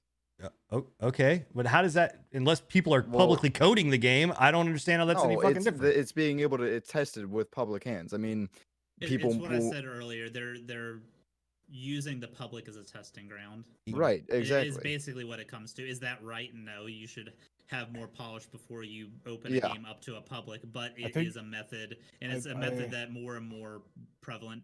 I think it's we're just old gamers, and Yeah, maybe it is, man. I don't know. remember the days when you Right. didn't hear Go about a back game to your until it was frickin' like almost Pong, launched. bro. Yeah, when yeah. it Go did ahead. Let's launch, bring it up. was Yeah, just like- Pong. Every game is Go back derivative to of Pong. bro. Every game is from Pong. Fuck, you know who you guys are, and fuck you for that. Just I'm gonna go ahead and put that out there. But Do we want to? I feel like we're It's- kind of pushing the limit on this one. yeah, it's honestly. it's Like, it's done. I think has everybody said everything they want to say? I know I have. Yeah, I think yeah. I think download Animal the game Crossing is a until better they, game. I think to leave off on, we'll go off on a note of what we talked about with Crovid a few nights back, where it's like, if you enjoy the game, don't let somebody else's opinion of the game Sin. make it so that you stop I'm playing the game. Right? kidding. Like, don't let them be the final recommendation for you. If you enjoy the game, play the game. That's fine. The one thing I will say though is that when they bring up legitimate issues with the game, don't ignore it, because you're just feeding into the ability for these gaming developers to continue doing the same shit over and over again. And Yep. that's what got us companies like EA. That's what got us companies like Activision. That's what's got us companies like Bethesda. And guess what? I helped build that shit. Like I can guarantee out of the four of us together, I have probably dumped more money into shit games and paid for people in this podcast to have shit games. Oh, brother. Like, bro, I don't know, man. Yeah, like look, I put a lot of money into Star Citizen. I'm just saying. Yikes. You know, oh, we shouldn't bring that game up though. It brings in the so wrong audience. it's something that I have learned over time, and you're 100% right. Like, if you enjoy, like, again, Valorant can be fun. There are times where I enjoyed playing Valorant. Unfortunately, all of that was trumped by the enormous amount of time where I was just like, this is bullshit, and then the research that I did. Like, so that's what I'm saying. For me, I don't know. It is what it is. If you guys like it, great. Have at it. Have fun. Like, I'm nothing against you. Go have fun. You know, I want to see where the game's at in a fucking year. I'd like to see too. My closing argument is seriously consider what you're willing to let into your computer system to play a Well, that does, yeah. At this game. point, don't play Valorant right now. Yeah. Like, until that shit's fixed, don't play Valorant. Like, you know. That still just gets me, the fact that you have to download a separate program in order to turn off their anti-cheat system when you're not even running their fucking game. How is that even viable for anybody? I don't understand that. Yeah. That I don't know. makes I no mean, I sense expect to it from me. like a company like that's what's the company that's doing the Russian company doing Dead Side? Bad Pixel. Yeah. So I expect it from something maybe like them, like that's not a multi-billion-dollar company, but not from Riot Games. Like, From Riot, it is a bit Yeah, it crazy. is what it Yeah. is. I don't know. all right, Yeah. segue. That's my Talking closing about remarks. Segue. Talking about Dead Side. Hey. Dead Side. Yeah, it's how's- a new game I've been playing. How's Dead Side and all the Um, Russian hacking going? Are they getting all our emails it's pretty yet? good. Yeah, we're all being hacked, bro. No, but Dead Side is a new post-apocalyptic fucking survival. You know, you've heard of it tons of times. It's in early access. Another wow, crazy thing. But it's pretty dope so far. It needs some tweaks, like any other game. And the biggest thing though is it runs really smooth for working on what is that Is it engine? Unity? Unreal Engine 4. Oh, it's Unreal. It runs super smooth, and I think that's the biggest thing for me. The gunplay, which is actually gunplay, works okay, but I feel 100%. like the biggest problem with it right now is it almost feels like, again, another common thing, RNG with the damage output onto either players or AI. To an That's- insane level, dude. that's To, my, problem. Like Valorant is one thing. This game is like Yeah. 100%, dude. Like I You've seen watched it. you playing I've this, freaking literally I've mag dumped into some dumped an people, entire shotgun full of and fucking, they won't go they down. didn't do anything. And and then I die. I'm like, that doesn't make- But then on the flip side, you kill that one finally with an entire thing of shotgun slugs. yeah, And then you turn around and shoot another guy once and he drops. yeah. I'm like, And I'm wait, just like, what? what? So what made it different that guy took a fucking century to kill, and this guy just literally dropped after I like freaking Is this licked him? AI that you're shooting? Yeah, AI and players. AI and players. Because Yeah, from what I've it seen. could just be server stutter, but Well, No, if that's the case, then that's a problem. the It one thing that I thought was like maybe it's something to do like with armor, but you said there is no armor. Like well, I'm there's not like sure one yet. armor that It's you can wear. there is armor, but most cases people don't have it, and I'm not even sure if it works yet. I don't know. Yeah. It's so janky. It's good. Yeah. Some in some cases, but sometimes Uh, it just gets you kind of mad. And right now they are having problems, but they are addressing it, and they have actually fixed it a little bit. But I still see it where the private servers that you're allowed to rent uh have really bad ping right now, and it goes through this website called G Portal. G-Port is terrible, dude. Yeah, Yeah, they've all That's where isn't that I've that's never where heard of them, and isn't that where I think that's where Hillary put all her documents. Right? those are private servers. the lag. Okay, well, I'm getting word that the lag is fixed. I'd have to try it again, but as of like last night, the lag was pretty intense. I was rubber banding like every second almost. Yeah. I've had a few run-ins with G Portal with their Arc servers, and I Oh, believe God. I ran a Minecraft server off their servers at one point, and every time I've had to contact support for either lag issues or back-end admin console issues, like I can't access my back-end for the admin console or anything like that. They're just like they're a really bad company when it comes to like server hosting, and it continues to astonish me that people continue to use them, considering there's other servers out there. Is it like cheap? I survival mean, is servers it and shit. cheaper? I'm sure it is cheaper, but they do charge a premium for Hmm. me to host. I'm sure they don't charge a premium for them, but Yeah. So Scruff, a question about it. I mean, because I've watched you play it, right? And it's something that Yeah. I was kind of following to look at and had my wish list to kind of pick up. Mhm. Obviously, until Steam decided they wanted to do whatever Steam wanted to do with me. But the what's making me want to hold off on it is more or less just kind of the gameplay loop side of things. Like, is there enough? Like, I guess your encounters, right? So, like, do you feel like you're going a long time or a decent amount of time where you're not encountering kind of action, or is it? I'd say there's a lot more encounters than you'd find in a game like DayZ or Really? the other game I played, Miscreated. The map is a decent size right now. It's supposed to be huge. It's supposed to be the size of Chernarus, even a little bit bigger, I think. So I'm not sure at that point when that is released, the encounters might slow down or they might be around the same. With the AI and the frequent players that you run into, going to like high loot areas like military zones. I've never not been in a fight with a real player at a military zone yet. Wait, So wait, hold on a the second. encounters are there. You've not been in a Mhm. fight with a real player yet? No, without a real player. Oh, without a real player. Okay. not having Yeah. an encounter without a real Okay. player. Okay. And there are frequent AIs, even just like patrolling roads or at most cities or points in the game. So I mean, is it the playability is there, but for how long it I don't know.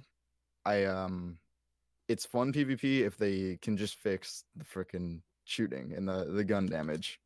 well, it does it like force you guys into these areas? Because I mean, like the thing about DayZ and some of these survival games, Siri, shut up. The thing about doing these games like that was that it would force you into there because you needed to get survival The gear. good You loot needed or like you needed whatnot. stuff to be able to make your base, Yeah. make camp, to whatever is, because I don't think this has an element of like hydration and eating and stuff like that, right? Yeah, but that's not like the biggest focus. The biggest focus is for you to get the really good loot to either sell or to hoard and stash in your base. And That's the trophy. Is there What's a the point? yeah? What's the What's the fucking point? point? Well, Well, I'm the point is building just up. I'm building to- up to this. Like, is there? just to kill people pretty much, and I don't know, stash a lot of stuff in your base and make a big base. And No, the one it's the one thing that Mhm. I've seen from you playing it is that like I will give it to it that it's smooth. Like it's Yeah. extremely smooth. Coming from a game that's supposed to be like a survival type game like DayZ, and it reminds me extremely of Yeah. DayZ to an extent that it has the same, almost like the same character models and like the same inventory systems and everything like that. It looks pretty much identical, right? But Mhm. it plays smoother than DayZ standalone, which is Mm. saying something. 'Cause, we were, I was saying the other night that if they can get this going and they can get a decent like release behind them, they might be able to like knock DayZ completely out of the runnings. I think so too. I think this game's got a lot of good potential to it, for just being a survival, or even I think it's got a lot of good potential, like DayZ has, like RP servers. I think this Yeah. game could blow RP servers out of the freaking waters. Well, I think it could be a lot of fun with this Really? game. That's one thing that I think that it kind of requires is like mods, and I don't know, It- like we talked about. I it, don't I know haven't if heard you know anything if about they them have opening mod up to mods, support but or it'd be a good idea. yeah. I'm just if I'm, they had I'm, mod I'm wondering. potential. So here's my question: like when Mm-hmm. Tarkov, because I mean the point of this too is that it's supposed to be on the more realistic side. I mean, obviously, it sounds like there's some really bad issues with the gunplay stuff right now, but like it's Yep. supposed to be kind of Tarkov-ish with style, maybe not to the extreme of Tarkov, but like in that Yep. same vein of Tarkov. When Tarkov opens up their whole like interconnected map system, you know, kind of open world style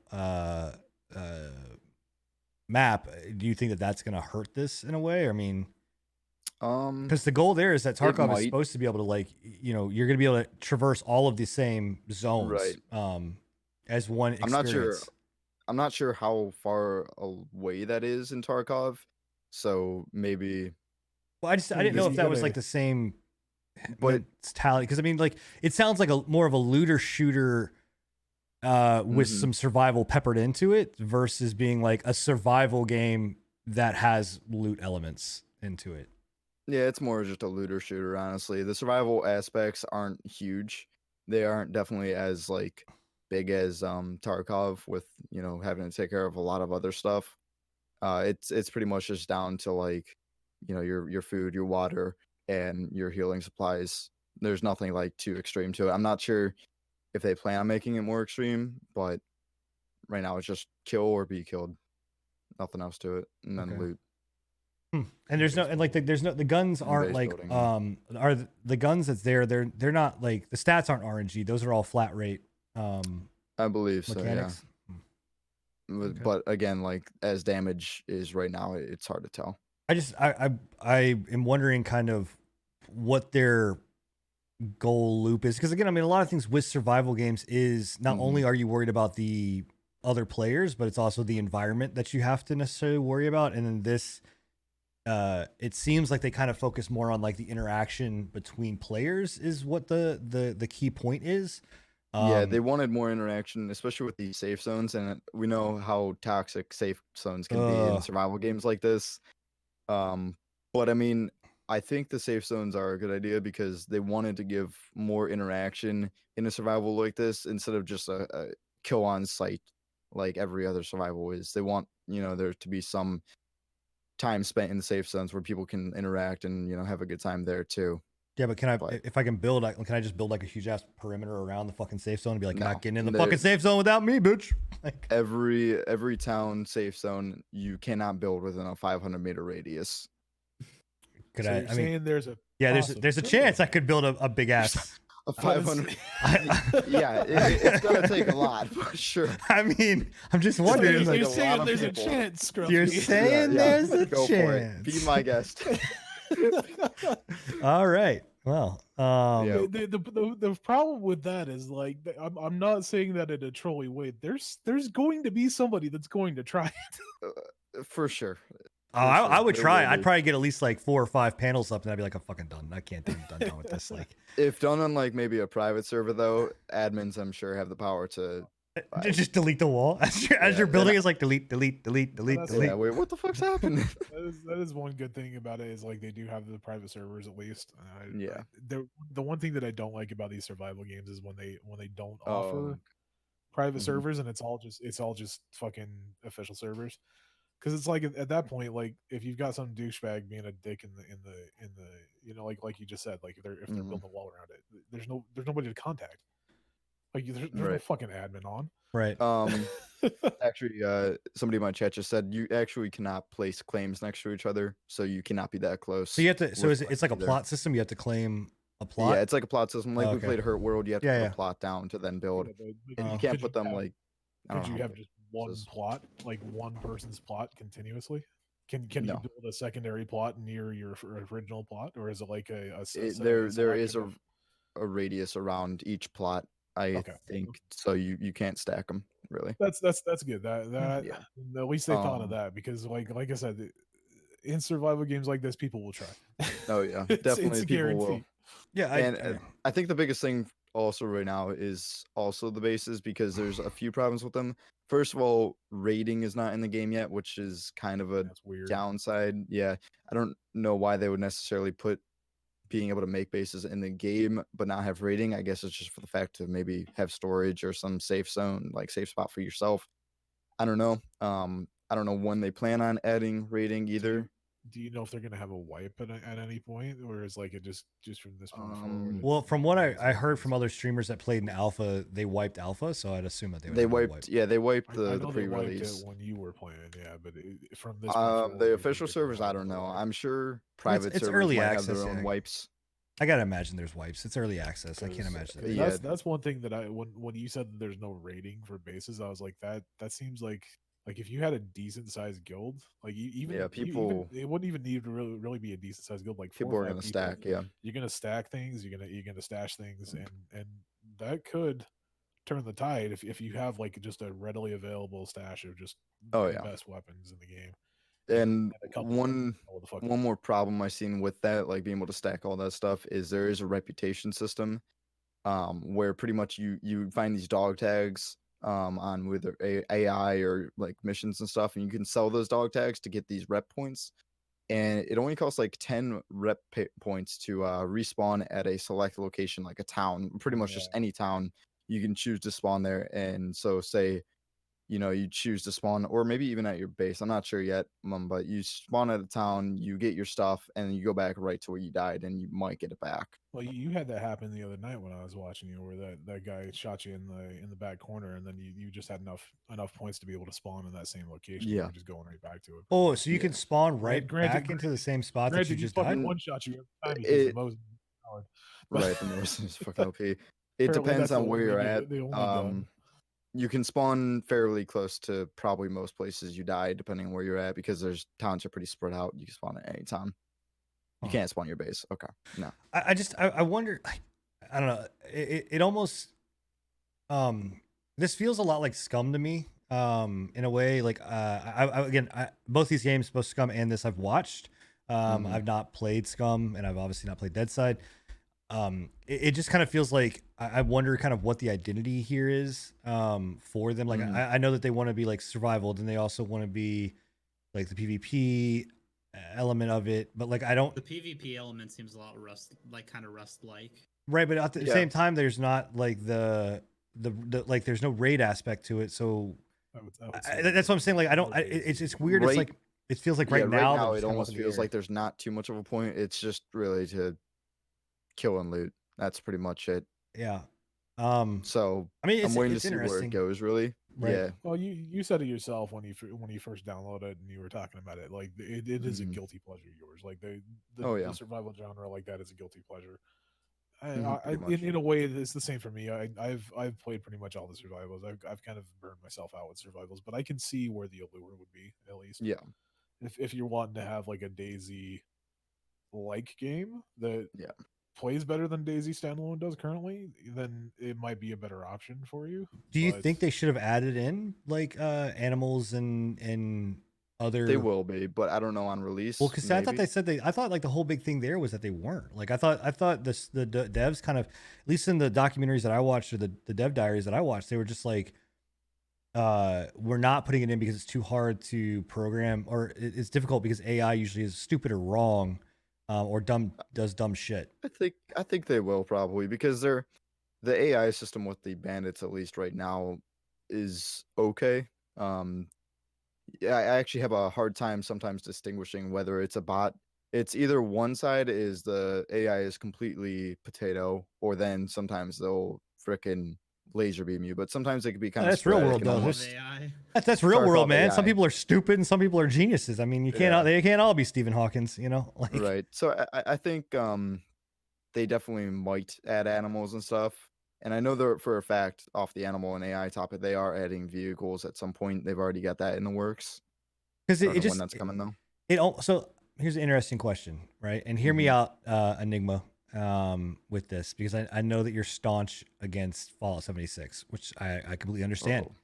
But if this was Fallout 7, if Fallout 76 was able to have this type of smoothness with their servers, right? Because that was an issue that Fallout 76 kind of had problems with. But like, because Fallout 76 had a lot more. yeah, problems with servers. so for Fallout me, 76 is a problem. right? For me, a lot of the thing was like server issues and just weird shit. Like I didn't necessarily care about like NPCs not being in the game or whatever else. Like I Yeah, but enjoyed you exploring. You only played like 7 hours of it. Right, but what I'm saying is, I like even in any Fallout game, I enjoy exploring the world of Fallout more than I enjoy doing the missions and shit in Fallout.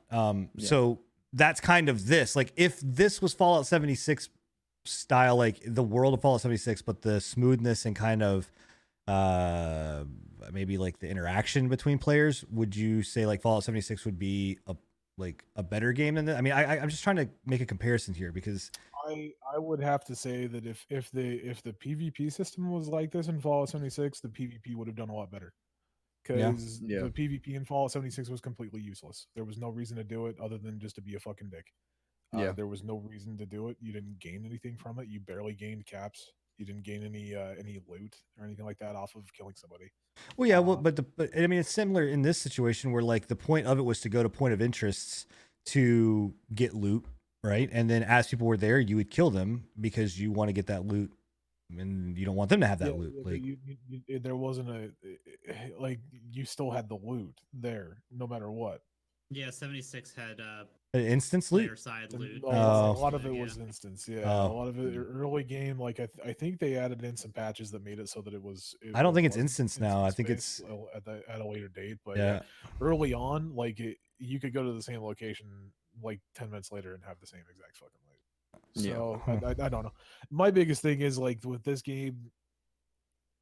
Yeah, maybe if Fallout 76 had released it with a better state where it was the servers weren't terrible, the game wasn't buggy, the AI wasn't complete shit. Right, I got it. Like there's just the there's a gameplay- lot wrong with it- 76. There was a lot more wrong with Fallout 76 than just their server side issues, right? So that Yeah. asking for a comparison like that is going to be really hard for me to dictate. Well, I'm right? just Like, just they're- wondering because to me it seems like this game has kind of like a little bit of an identity crisis of not knowing exactly what it is. And again, it's extremely early access. Like I got I know. that. I wouldn't say that. I would say that they have a very specific niche that they're going for, and it's the kind of people that would play DayZ. Yeah. That's the niche that they're looking for. DayZ is a game where you go, you loot, you gain more equipment, you build a base to store all that equipment, and then you go out and kill people to gain more equipment to store at your base to loot and kill more Right. people. It's that risk class reward because you have the chance of losing it all Yeah. at any moment, pretty much. Do you It's kinda- have it's do kinda you like- have a it's chance kinda in like this though to Tarkov lose it all? in Like, do you have like do you really can you? If you don't have a base set up that you don't stash stuff in prior to like Yeah. dying, you definitely have the chance to lose Right, everything. right now with their base is not being able to be rated. If you have a base, you're pretty much fucking Yeah. good to go. Yeah. And is there a Unlike decent like is the- the loot table pretty decent? I mean, is there a fairly amount Yeah. of loot? I'd say most towns and like local areas have like, your civilized weaponry where it's just like double barrel shotgun, pistols and stuff. And then you have to go to like the military kind of areas to find, your AKs, your AK mods, your ARs, your Mosins. So And there's a modding. I mean, I know we're going really deep into this. I'm just intrigued by it. I mean, AK it's, mod, it's, or is, AK is the are, AK mod is the name of the AK. are there mods into this? Like, can you interchange weapon parts and stuff like that, or is it? Oh, yeah, there's like sights and flashlights, but But there's not. no It's not like Tarkov in the sense of. silencers. It definitely is not nowhere compares to Tarkov. It's just your base like sights and scopes. Oh, okay. I don't know. I mean, it's something that I'll keep my eye on. I mean, for sure. Yeah. And what it's $20 right now, which I think is a good price point. $20 is like the perfect price for it. Yeah. Yeah. Okay. I'd say it's worth it right now, but if they went like any higher than that, like And no, something like that. and no root zero, or level 0 rootkit, right? You can't get. Who Fucking... knows? They're I Russian was developers. actually wanting to bring up a topic that kind of linked this to why is this game okay to come out half finished, but any work that they do on Valorant, well, why wasn't it done before release? Is Deadside okay to be a half-ass game or whatever else? Yeah, Because but they Valorant's not. because they are a tiny ass studio of however many people that they But why have is that that don't okay? have because okay, so because they don't have multi-billions of dollars to invest in all of this stuff to really do their homework or whatever, and I would rather put my money into a indie game, which again, keep in mind, I'm not putting any money into the game. Like I'm not buying Deadside yet, because I don't think that it knows what it wants to be yet. But I am You can put more. money into Valorant right now. I, It's free. you're absolutely right, but I'm also not going to put time into Valorant right I now. would also point out that nobody brought up the fact that we are giving it a pass. We're just Like stating that it has done well for what it is. and in fact, I would say I'm not as hard on this as I am on Valorant, but that's because from an indie dev perspective, Mhm. I am going to say for somebody that is a two-man person that builds an entire house, I'm going to give more of a pass than I'm going to go to someone that is a, cookie cutter home builder like, Syntax or whatever else. It's just popping homes down and be like, you know better. Like, better, do better. These people are like, they're indie devs, they're learning. Like, I'm okay with giving them a pass on some stuff, but I'm still just as hard on that. Like I'm telling you, like I don't think Deadside has a identity. I think it has an identity problem. I think that there are things in the game that are, not necessarily, from what I can see from a perspective point, okay. Like I think we were hard on it, but yeah, I mean you can play devil's advocate, but it's just I just that was all I wanted to say. I just wanted to see. because I wanted to see reactions and opinions Bec- basically off of that. Again, Okay. nobody ever said anything that they were Right. giving it. yeah, Mhm. I mean time, But we money, talked and about size. it in a lot less of a heated Well, mindset. that's also going to the fact that Valorant is almost a million viewers on Twitch, whereas Deadside I think barely pulled in 10K. Like That's fair. well, Okay. and yeah, I mean it's I hold And- very true to the amount of and money. on top of that, they're not, again, just like Sin. I'm sorry, I didn't mean to No, you're interrupt good. Sin, but on top of that, they're not ran by fucking Riot. Like, Yeah, I Yeah. get it. Riot's been around for years. And let me, I give them less of a pass, just like Bethesda. I give Bethesda less of a pass just because they're Bethesda and I expected more from them. right. I give EA less of a pass because they've been around for so long. I expect more from EA. They've been Mhm. doing it longer than say fucking Joe Schmo in his basement with his grandma Right. over in the corner doing coding for him. Like, And like I said back in the Valorant talk, I'm fine with games coming out in a beta format for player testing. I was just curious. I would say honestly, I'm fine with them coming out in a beta aspect as well. But again, it kind of again goes down to the same point that I made earlier. Like, are you willing to give them a pass for it? Like, that's how we get companies like Bethesda currently. Well, and Right, and the right. identity issue to me, like the is not as, but like that's fine. Develop that over time. Like develop what your identity is going to be over time. Valorant, develop whether you're going to be a competitive shooter or a hero shooter, Arcade shooter, whatever. yeah. Yeah, whatever you're going to be over time. I don't give a fuck. But just like with Deadside, that game should not have come into early access with shitty gunplay mechanics. It should. That's shit that like that is a base foundation. You cannot Yeah. build a house on a fucked up foundation. I also have an issue with the way that things have been going recently in the gaming scene, where it's we talked about it before, where it's like you're paying to be a test pilot, basically. Right. I don't think that Yeah. I've said Right. that for years. I don't think that we should be the ones paying for early access. If you're going to come out to early access, let people play your fucking game, tell you what's wrong with your fucking game, fix the fucking shit with your game, and then release it into early access once the base game is done and fixed. right. Yeah. If that's what you need is the money to continue doing that, I completely understand that. But maybe you should have thought about that before you started making the game. Yeah. I Yeah, just but then, I then you agree. think about like Epic Games, like giving these teams like tons of money for that exact reason. do, They do don't we have the funding. really so want to it's- get on? Do we really want to get on the No, topic no, of Epic?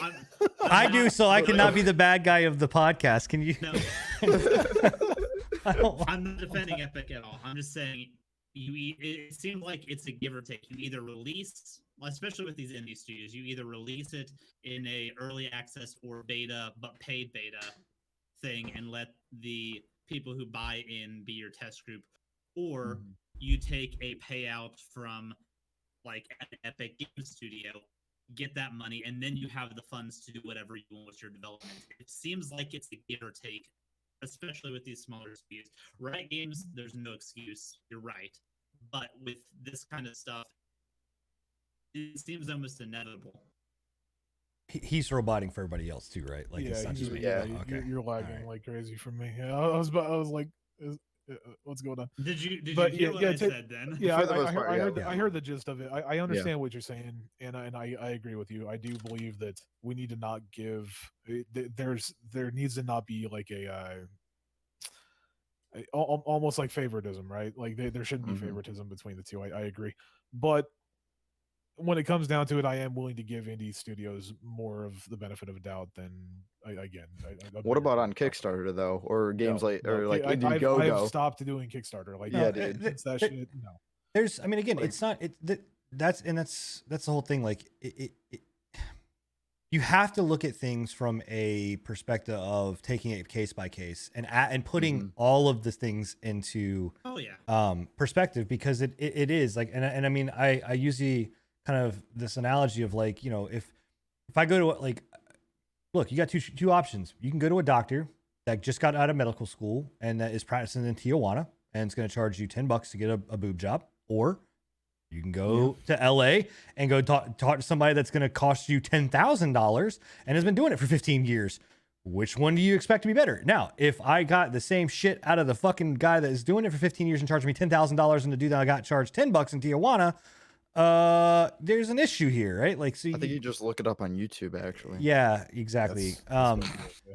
Jesus Christ. Anyway, so I think that you have to take each thing in comparison and add up all of the differences to see like, okay, cool. Like, can we equally compare these two together? You know what I mean? And compare these in the same boat. Right. Because just like, Mhm. I think we also go down track records, right? Like, Oh, of with course. track records for past games, right? So Riot has always been a gaming company that's released, like, they've been pretty buggy from the start, but they've always fixed it pretty quick, right? I agree. Maybe we should give him more leniency with Valorant. It's only been, I said it when we were having that discussion. I'm willing to give them more time to figure their shit out, but right now I believe that it's going in a direction where they're not going to complete it, right? They're not going to continue to support it. That's just my opinion. You know, maybe I'm wrong. If I am, I'm going to eat my fucking shoe, right? I'm going to eat my words. Mhm. But I don't know. It's a track record thing. Well, I haven't seen a track record I, from these I guys. agree. There's not a one size fits all model for these situations. well, and you even take a game like, so, you know, one of the other things that we want to talk about is Remnant, right? So I know myself and Bill correct, are looking Yeah. at jumping back into Remnant once the new DLC drops. When's that Um, drop? Is it next week or is it May? Yeah, 29th, I believe. And then one more question: is it pay? You have to pay for It's it? or 10 is it bucks. free? Yeah, $10. it's $10. $10 DLC. Oh, that's not bad. Yeah. Or you Bill, can buy, I think might- you can buy the might entire wanna- game for 50 or 40. I Bill, think. you might want to drop really quickly. You're lagging. I don't know what's going on. Maybe we no, yeah. I don't know. Anyway, so Remnant is we're all switching spots. There we go. We're back to where we should be. I think their servers are taking a shit again. I think the West Coast is starting to get hit now. Discord's been really weird. Am Yeah. I good to go now? no. Nah, we're still lagging. Uh, It's fine. We'll finish this up real quick. Yeah. Yeah, we So don't have too much longer. you know, Remnant 28th is when DLC comes out, by the way. yeah. 28th. Gotcha. So they are launching a the Swamps DLC, which is a whole new area and part of the game. And they're adding in what I am very intrigued about, which is the Souls-like element of it. And this is basically, for anybody that's not aware of Souls-like style games, it's basically you start in with nothing, you do your run. If you die, you go all the way back to the very beginning and you start over again. You know, I don't know. I'm interested because I did some reading, and Bill, you might have some stuff on this. Like, is there a progression system? Because most roguelikes, the point of progressing and dying and restarting is that you are keeping some kind of progress. Are Mhm. they doing any kind of progression style with this or no? From what I see, it's a no on that. All of your, I actually don't know. Now that I'm thinking From- about it, I from don't everything- believe there is. Yeah, I think everything that you unlock from the survival mode is cosmetic, but I think whatever you have unlocked in the base game is something that gets thrown into your random loot table for the survival mode. Hey, Mhm. we're not lagging anymore. So Yeah. that I We're think good? that to So- me is seems to be an issue. Like I feel like they should implement something that is even like I make this run, I get a certain amount of it, like currency that I can then I'm- turn into something, you know? I don't know. Yeah, they're doing that with it's cosmetics for weapon skins, armor skins. Stuff Yeah, but like I that. don't They're know if going- cosmetics is So- enough. So the but thing the I- thing I'm- is I'm- Go the ahead. thing I was about to say the thing is like, yes they are having they from what I've read they will have some form of progression system like Bill said in the way of skins. The progression system is going to be a drop. It's going to be a special type of currency that you get. The further in you get, the more currency you obtain, from what I can understand. And yes, it's going to be mostly cosmetic for currently available armor and weapons, from everything that I've read. The problem that I have with that is that again, like you were just about to say, I think is that that's not It's not enough. that's not enough to Yeah. keep you going, right? Like the Right. game unfortunately does not have longevity, and just doing this is not going to keep the general population playing the game. I disagree that's- a little bit. Well, that's been my argument from the start. Is like Right. even with their previous releases, with their previous updates, they added in one piece of equipment and one weapon. Or Well, no, this they didn't is- even add in a weapon. They just added in a piece of equipment. I think in this new Are one, they're adding in like 2 or 3 pieces of armor, and like that's it. so all this new like cosmetic stuff, is this all new stuff that you can get? Like no, new it's just cosmetics? cosmetics that you can put on currently but available. equipment. they with this DLC, there is new weapons coming out. There's new armor coming out. There's new Yeah, but it's only mods like coming 3. out. Is that the number? Is it From a small from number? from, I from haven't what I looked at remember specifics. reading, it's not like an insane amount. It's like 1, 2, maybe 3. So Okay, again, they're not really adding too much to really give longevity to the. It's like $10, and you get a survival game mode, which I talked about this on Twitter with Bill. You can already do survival in the game. They're like you just got to do it your own way. It has nothing It's to not do with like, the randomized game mode. though. It's yeah, not randomized. this is gonna dump you in a but- random part of the game. Yeah, Uh, I'm. Is that really enough to keep you going though? I see this. Once I get randomized into a specific type of map that I've seen 3 times, because Well, we there already is know a that there the is a leaderboard randomization only system, has right? Three different types of maps. I think The there, leaderboard there, system? I There's think 3 to there 4 are. different types of maps. Yeah, but I think they're adding in a leaderboard. I think there is a leaderboard system with this as well, which not saying that that's still enough, but it drives some people. I mean, I don't know. I mean, it could drive. It drives some like, people. people, I'm not like, saying that yeah. it won't drive people. Some people. What I'm saying though is, will it continue to basically push forward the game development wise to where they can get to the next update? I mean, Bill, you're I don't think that's the one possible. that put in the most amount of time, right? Like with this game, I am a huge fan of roguelikes, right? I think we all put in the same amount of time. Like, Yeah, but Bill still plays it Bill still until plays the the day. game. Like he still has yeah, gone you back haven't to it. played it that much. I play it off stream a little bit with Britt. Have you? Okay. So Yeah. my thing is I think, you know, from someone like me who does like roguelikes, right? And Mm-hmm. and Souls like games. I don't know. I mean, I want to hear Bill's opinion on like, do you think that this is enough to bring people not necessarily back, but keep people coming back time and time again, and why? Because you said yes. You know, I guess the answer is yes, you do. Why is that? And what's your just overall opinion on this DLC? For the DLC itself, it's not actually a new area. Unfortunately, it's a rework of the courses. Like biome. I thought they were adding a new area. They're expanding it, but it's Okay, it's, so kind of, but and not they're really. reworking other things. They're adding more storylines and plot lines and stuff. That in itself, I don't think is enough. But I'm seeing the survival mode as a really, really good thing for the longevity of this game. I think that it might not be with this update, but they can expand upon it in future updates, maybe free LC like they did with some of the Earth dungeons that they did. They can expand Well, they upon only it. added in one Earth dungeon. Right, but I'm just saying, like, they have, it's setting a new, fresh groundwork. And also, Mhm. you have to think about these roguelikes and stuff. How long was Binding of Isaac popular when a streamer or a YouTuber, they've already got everything unlocked and stuff, but people are still coming back video after video, stream after stream, watching them just for the variance on what could happen. Am I saying this has that level of variance? No, because Binding of Isaac had like over 100 different stuff, and every combination changed the kind of stuff up. But it's a start towards something that could potentially give that level of variety. With every lodestone loading you up into a different, like, not only just like the 4 biomes, but like a different map section of those biomes, Mhm.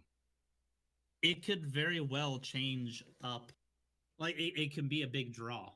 And with, so you start off with a no armor and a standard pistol and scrap, and as you progress you can choose which items you're going to level up.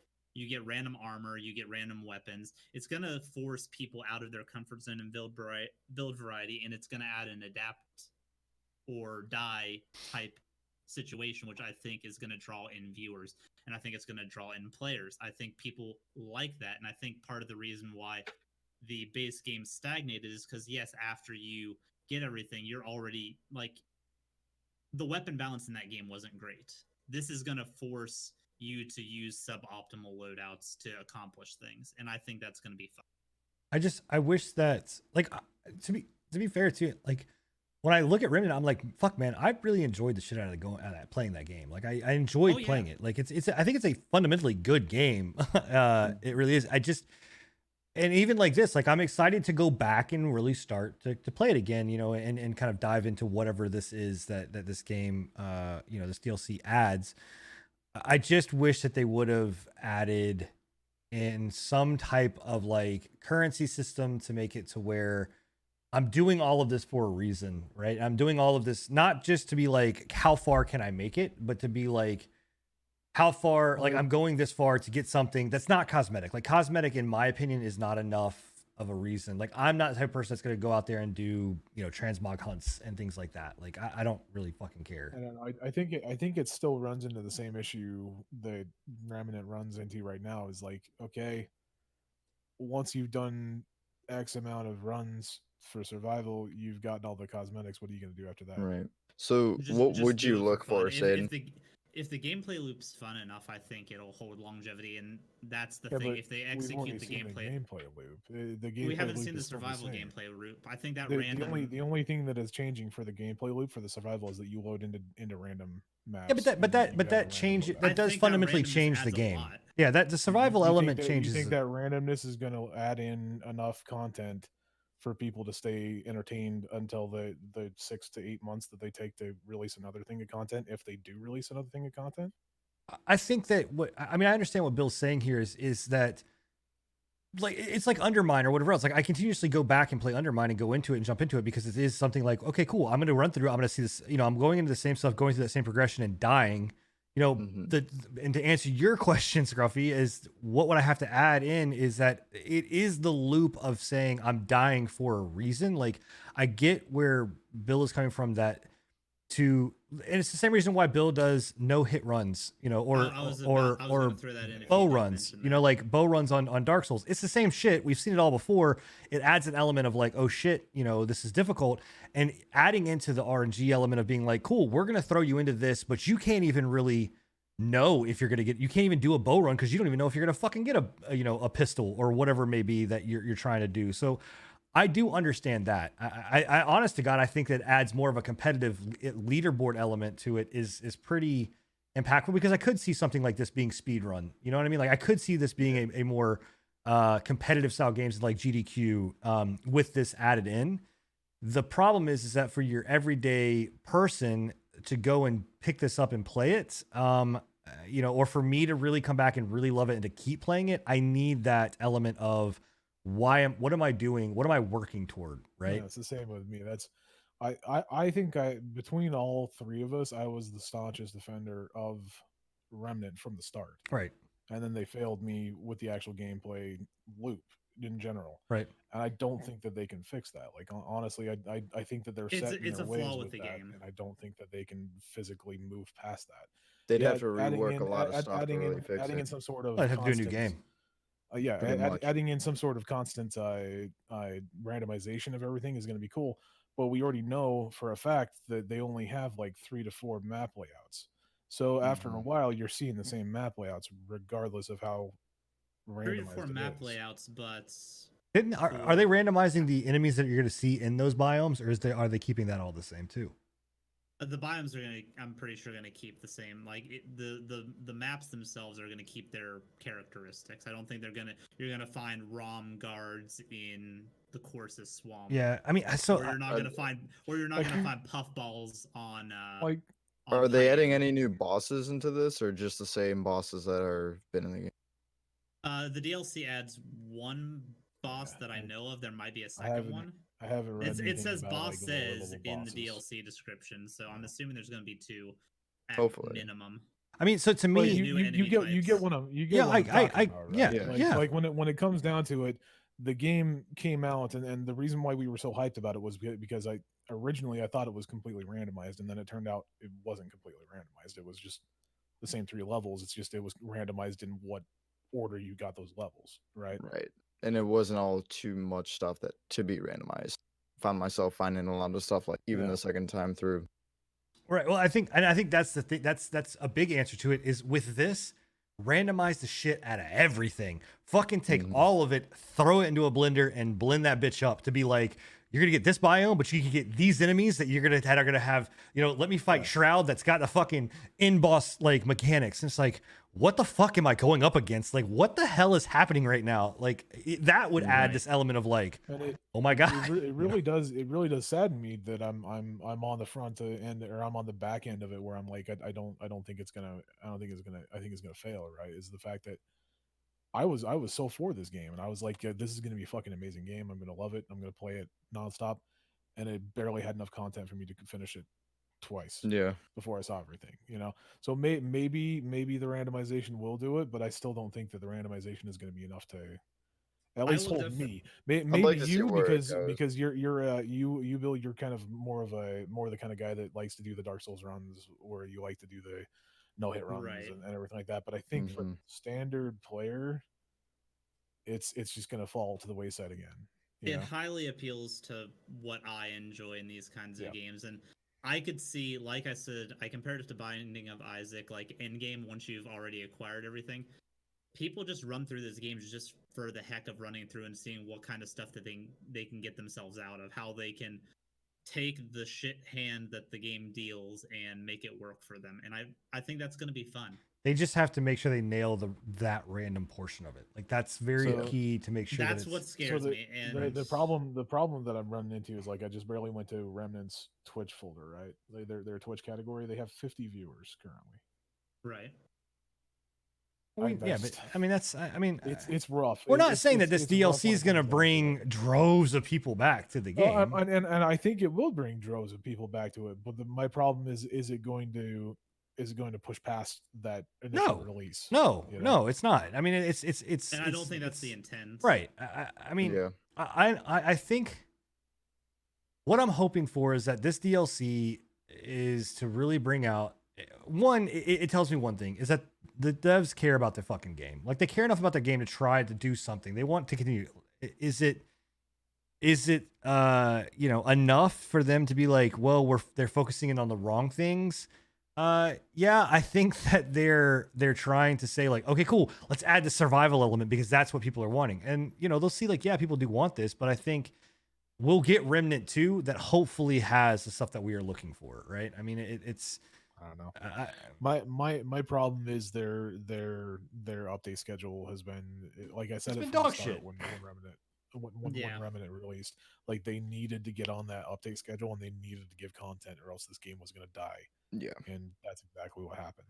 Sadly. It looks yeah. like from their roadmap they've got one more update for third or fourth quarter 2020. That's still on a the red while map. away. Yeah. I don't know if that's currently. I'll like, have to get my COVID- hands on the COVID, DLC and see how they executed it. Yeah. Right.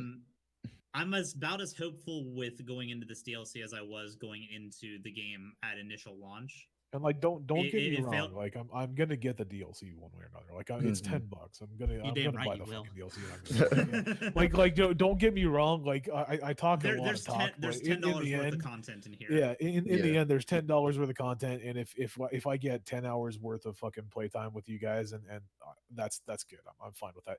I'm willing to bet I'll get more than 10 hours because there was probably that much with the initial one, and I think I have like 60 hours on there right now. I have a feeling that you 70 may not hours, get 10 somewhere around hours there. worth of content out of it if But, you're not that type that likes the survival yeah. stuff. Yeah, so I don't know. Like don't get me wrong, I will get it. I sit here and say, oh, I think it's gonna be terrible. I'm gonna fucking buy it one way or another. Like, let's be real. Right. I think for like the average gamer who doesn't do like your kind of runs, Bill, Well- I think they're gonna get their money's worth out of it. But then for people like you, I think you're gonna get a lot more out of it Like than and- some. Bill. Like I, you. my biggest hope for it is it revitalizes the Remnant channel on Twitch so that I don't think it's gonna do it. it's worthwhile to stream. Unless they add feel, drops. I feel like the Oh, survival God. update will give it. I feel like the survival update will give it a little bit more watchability because right now there is no watchability to the game. I don't think it's gonna do that. I think I don't see it having the element. I understand what it is and like how it is and like even like the Binding of Isaac style of things, but the Binding of Isaac style still has a pretty big one up on this. Oh yeah, for sure. But you know, the problem with I'm trying to make words and words aren't coming out. Dead Space or Dead Cells, Binding of Isaac, those games are all built around their roguelike elements. This is a roguelike being thrown into a looter shooter. And I don't think it's it's roguelike. We can't I think it's Souls like. I don't think we can say it's roguelike because the roguelike element of it the survival updates roguelike. I guess the That's RNG what they're advertising. I can well. agree with that because to be a roguelike, it would mean that you're losing progress when you die, right? That's No, the definition well- of roguelike. And going in, your loadouts are going to be randomized off of that. Yeah, but what roguelike has come to be known as is not that. Roguelike, what that's has become to be known as, you're going in to die to progress your stuff to move your plot Further each forward. time. Right, it's move yourself forward up the mountain. That's become roguelike. This is just becoming what I don't even know what you would fucking call this. I mean, I guess a survival. I still think run. it's kind of like a rogue. I would still say It's rogue. Okay, so rogue. Are they using roguelike? Or are they using rogue light, like LITE? Like LIKE. then no, they're that is wrong. It needs to be rogue light, LITE. Like I got it. That's fucking yeah. Your semantics got it. That's yeah. just semantics. Old man sin being old man sin. Just, I like I said, one way or another, I'm gonna get it. I'm gonna play it. Like Yeah, I'm yeah. sitting I here think talking everyone a bunch of should give shit, it that but chance. I'm gonna. If you I'm gonna enjoyed pay the base $10 game, yeah. for it. Well, It's and $10. even if you didn't play the base game yet, like Like the base game is good. worth The it. game, like the game Yeah. is the game. The amount that it's going to cost, I think $50, right? Is what the total cost of Yeah, everything. it's Or are they doing it for like Yeah. 40? For with the DLC. I think it's 50 with the DLC. It may be cheaper. Yeah. I don't know. Whatever it is, yeah. It's worth playing. The game is for a single playthrough game, like in a game that has replayability in certain aspects of it. It really is a fun game. It's enjoyable to play. Like it's worth the money, in my opinion. I'd say, yeah. You know. Oh yeah, for sure. So, and if you're doing couch co-op, I think it's even better. So, you know, or online co-op, but don't expect that you're gonna get You're enormous gonna amount of get a couple gameplay. playthroughs. Like, yeah, you'll get Yeah. maybe 2 or 3 playthroughs out of it, and then you're gonna be like, oh, I've seen everything. You're gonna get what you would expect from a $40 price tag. Right. Pretty much. Because the in-game plus really isn't even in-game plus, right? Like, it's not super difficult. I don't think. There's no reward for it. Like as far as I know, they're adding in a reward for like the hard mode and everything like that. I thought I read something about that. For the hardcore But update, the- yeah. the survival stuff, the roguelike stuff is going to give you the stuff that you or the currency that you need for the skins. You can also get the currency from doing hard mode and extreme mode, but it's less than if you would go through the survival or the roguelike portion. I'm pretty sure that's what they said. Yeah. For some reason, They that sounds should like a very. they high should have thing. locked the upgrade materials behind the harder difficulties. Like you can Well, they only get did. your weapons. They to a point. Oh, I see what you mean. I thought you were talking about the skin stuff that they're adding in. They've No, locked the I'm skin talking about stuff like behind actually that. leveling Yeah, up Oh, the no, weapons. yeah, like the hardened like the iron or level up the whatever. weapons. I And completely they agree. should Or have locked weapons and Yeah. like plus variants of weapons behind Yeah. Hey, Remnant. you know what? This is the Demon Souls of Remnant. Demon Souls had a lot of fucking flaws and issues. I can't wait and- for Remnant 2. Yeah, and Remnant 2 may be the thing. Hey, I do want to. I know we're like Please. over the edge of the show, and like we're coming to like the end here. But I did want to bring out something real quick.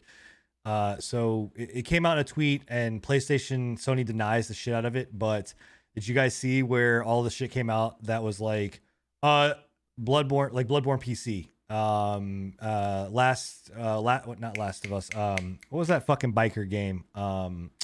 The fucking zombie game. Days Gone. Days Gone, yeah. PC. Oh, yeah. God of War, PC. All this not shit. surprising. Man. All this shit got leaked, and Sony's like, no, that's not true. It's not true. It's not true. Like, bro, we're gonna get Bloodborne on PC. Like we Sweet. already I'm know waiting that it's for it, gonna man. come. I'm to that day. I'm so excited. I Are we cannot doing- fucking They- wait. Go What? ahead. Go ahead. Bill. Nah, mine's completely off topic. Oh, I was about to say we already know that they're gonna like they in order to not surpass but compete with Mhm. Xbox and Microsoft, they have to bring some of those exclusives over to the PC, or else Xbox and Microsoft are going to completely obliterate them on this next fucking console. Man, And when they that opened the happens, There's no it's gonna argument be with a that. storm. Yeah, And they opened the floodgates with Horizon Zero Dawn Yeah. coming Yeah, to dude. but PC. And that's the like thing you is said, like God of War no longer says exclusive on the PlayStation Store. Mhm. Bloodborne no longer says exclusive on the PlayStation Store. None of their exclusives have that exclusive tag anymore. I can't Yeah. wait. like when I fucking they can't. do open it, like just like you just said, like the fact that Xbox and Microsoft have lost this last generation with it just strictly because of exclusives. If they can open that floodgate to exclusives, all the exclusives they had on PS4 moving forward, Sony's in for a really good ride on this next generation. They'd be Mhm. stupid not to, but they are The- also they are so set in their ways. Like Yeah. they didn't want to do the cross-platform. They were the last ones to get on Yep. board with cross-platform play. Yeah. The Yeah, but only they- way yeah, but- the only way that Xbox and Microsoft can really compete is just hitting this first fucking portion of the new console with as many like fucking pro bono exclusives as they possibly can, right? Like they need to hit that fucking to where it's like, what, Sony's releasing all these exclusives from last year, but look at fucking what Microsoft is doing, and it's already on PC. I don't have to wait for it. I mean, you can Right. like, yeah, you can still do exclusives, but like Fantasy Star, like I'm Exactly. excited for Fantasy Star Online 2 to come out next month, so me and my son can play together. Like, and that he has an Xbox. If he had a PlayStation, he would be able to do it. Like, you know, I mean, so you can still do exclusives. You just, you know, I mean, you Yeah, gotta have them Just at open PC up to available. multiple Yeah, platforms. right. Yeah, just Mhm. open it up to PC, because that like legitimately, I continuously to this day fail to see the allure behind exclusives. Like you're going to make money either way Yeah. if you cater to both PC and the console players. One way or another, you're making twice the money, guaranteed, right there off the bat. Even if you don't fucking sell a lot on PC, you're still making more than if you only sold on consoles. The only thing that Right. I can say is that like the exclusives do drive console sales, so they can charge more for the Well, consoles. that's the whole thing is that the consoles, right. the consoles before consoles were well below and for a long time were cheaper than what it would cost to build a comparable PC to be able to run most of this stuff. Now it's become where they're neck and neck, and it's almost pointless. Like just build a PC. So now it's like, well, why would we get to put time and effort into Well, exclusives? especially with this next generation of PlayStation, I've heard it's like $500 to $600. Like I've been hearing Yeah. rumors that it's going to be It's already expensive on. as shit. Open your door.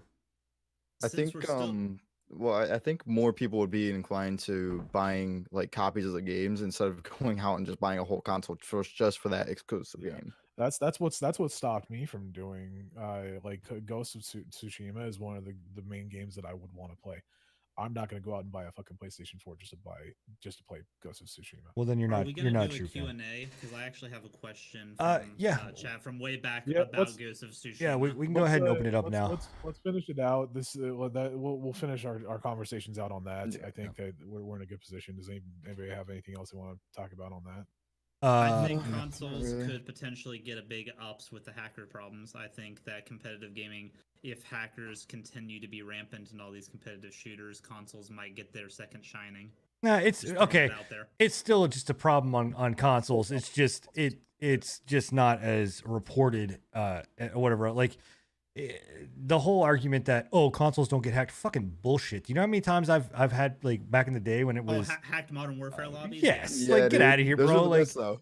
those console players that are like, oh, I'm gonna go fucking only play console because consoles don't ever get hacked. Yeah, okay, fuck off, bro. Because yeah, that's where that shit started. Like I don't even want to hear that. Like we talk about rootkits and having like fucking access to your base level of everything in your PC.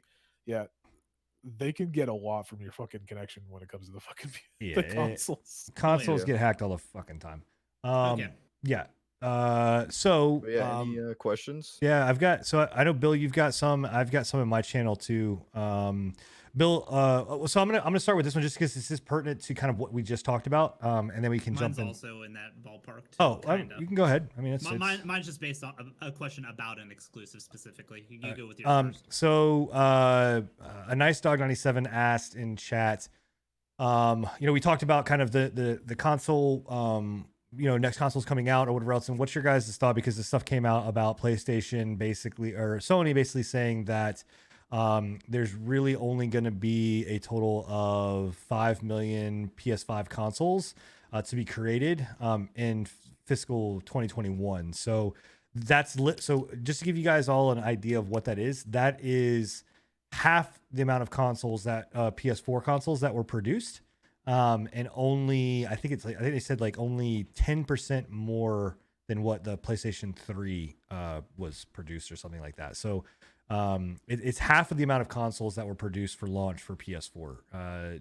Do you think that basically, what are our thoughts on that? I mean, I don't give a shit because I don't play console. I don't play consoles. Yeah. I don't know. I mean, I think honestly, Sony came out with their price point too. They're saying $499 and $549 are their price points for their consoles. Did they drop it? Because the last time that I heard it was like 6. No, it's Yeah, I heard they, it was a they lot they, more than they that. announced today with this that it's $499 and $549 for their They consoles. had to drop it one way or another. They had Like, to, there yeah. was- They there were was Yeah. no they were way going to the do a consoles would be PS3 with that. level situation. Yeah, What's the more expensive one just for more space? yeah, it's more space. Pretty much. To answer the question, I think that, and I think I'm getting the question correct here.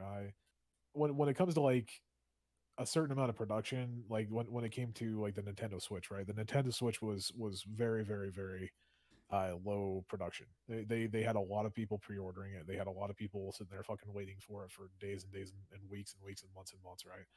I don't think it'll hurt. I don't think it'll hurt Sony generally. I think it might actually help them because it'll boost desire in a way, because that's from what I saw with at least the Nintendo Switch, and they're two different consoles. It's going on two with the different Switch companies. right now too. It's going on the Switch right now too. Yep. I think that it just builds even more like desire, because it brings that saying into play. You want what you can't have, right? And Right. I think people are going to be like, but Sony's telling me I can't have it, but I want it. Yeah. Also, their controller's ugly as shit. Yeah. Oh yeah. It looks comfy though. I'm really excited to get that in my hands. And what? What else do you want to get in your hands? In that looks what comfy, way? What way? I I don't think it looks comfortable at all. I think it looks like, honest to God, I think the PlayStation controller is probably one of the most comfortable controllers next to the Duke original Xbox controller that I ever held. Nintendo box, the And brick. To change that to me is completely fucking crazy. But I think the GameCube controller is the best. you're insane. That's like saying Nintendo 64 controller was comfortable. Dude, Oh, I found the N64 controller comfortable. What the fuck are you talking about, bro? You're insane, dude. Nobody found that. Nobody found that controller comfortable. What I'll say is I don't believe it. I don't believe in that. I don't believe that this is true. PlayStation, all of these companies are notorious for doing this shit. Where they're like, oh, it's we're gonna have a shortage, and it's bullshit. The shortage on Switches was fucking crap. Like Nintendo manufactured millions of those things. They said that they were shortages or whatever else. There wasn't a production shortage. They only trickled them out little by little to continuously build this stupid amount of hype. The same thing with PlayStation. I think Sony all of them are gonna do it. Like they are not gonna take a hit. Like they are if consoles need to be sold, they're gonna fucking sell them. Like they don't want to sit there and sit on them, and they don't want to go long without these consoles being out there. I think that this is an old tactic. It's a marketing tactic. They need something because they're seeing their profit margins dwindle and dwindle and dwindle. And I don't think it's a big deal. I think there's gonna be plenty for everybody to buy. Pre-order your shit. You'll be fine. Like you'll get one. I'm sure. Like Yeah. Yeah.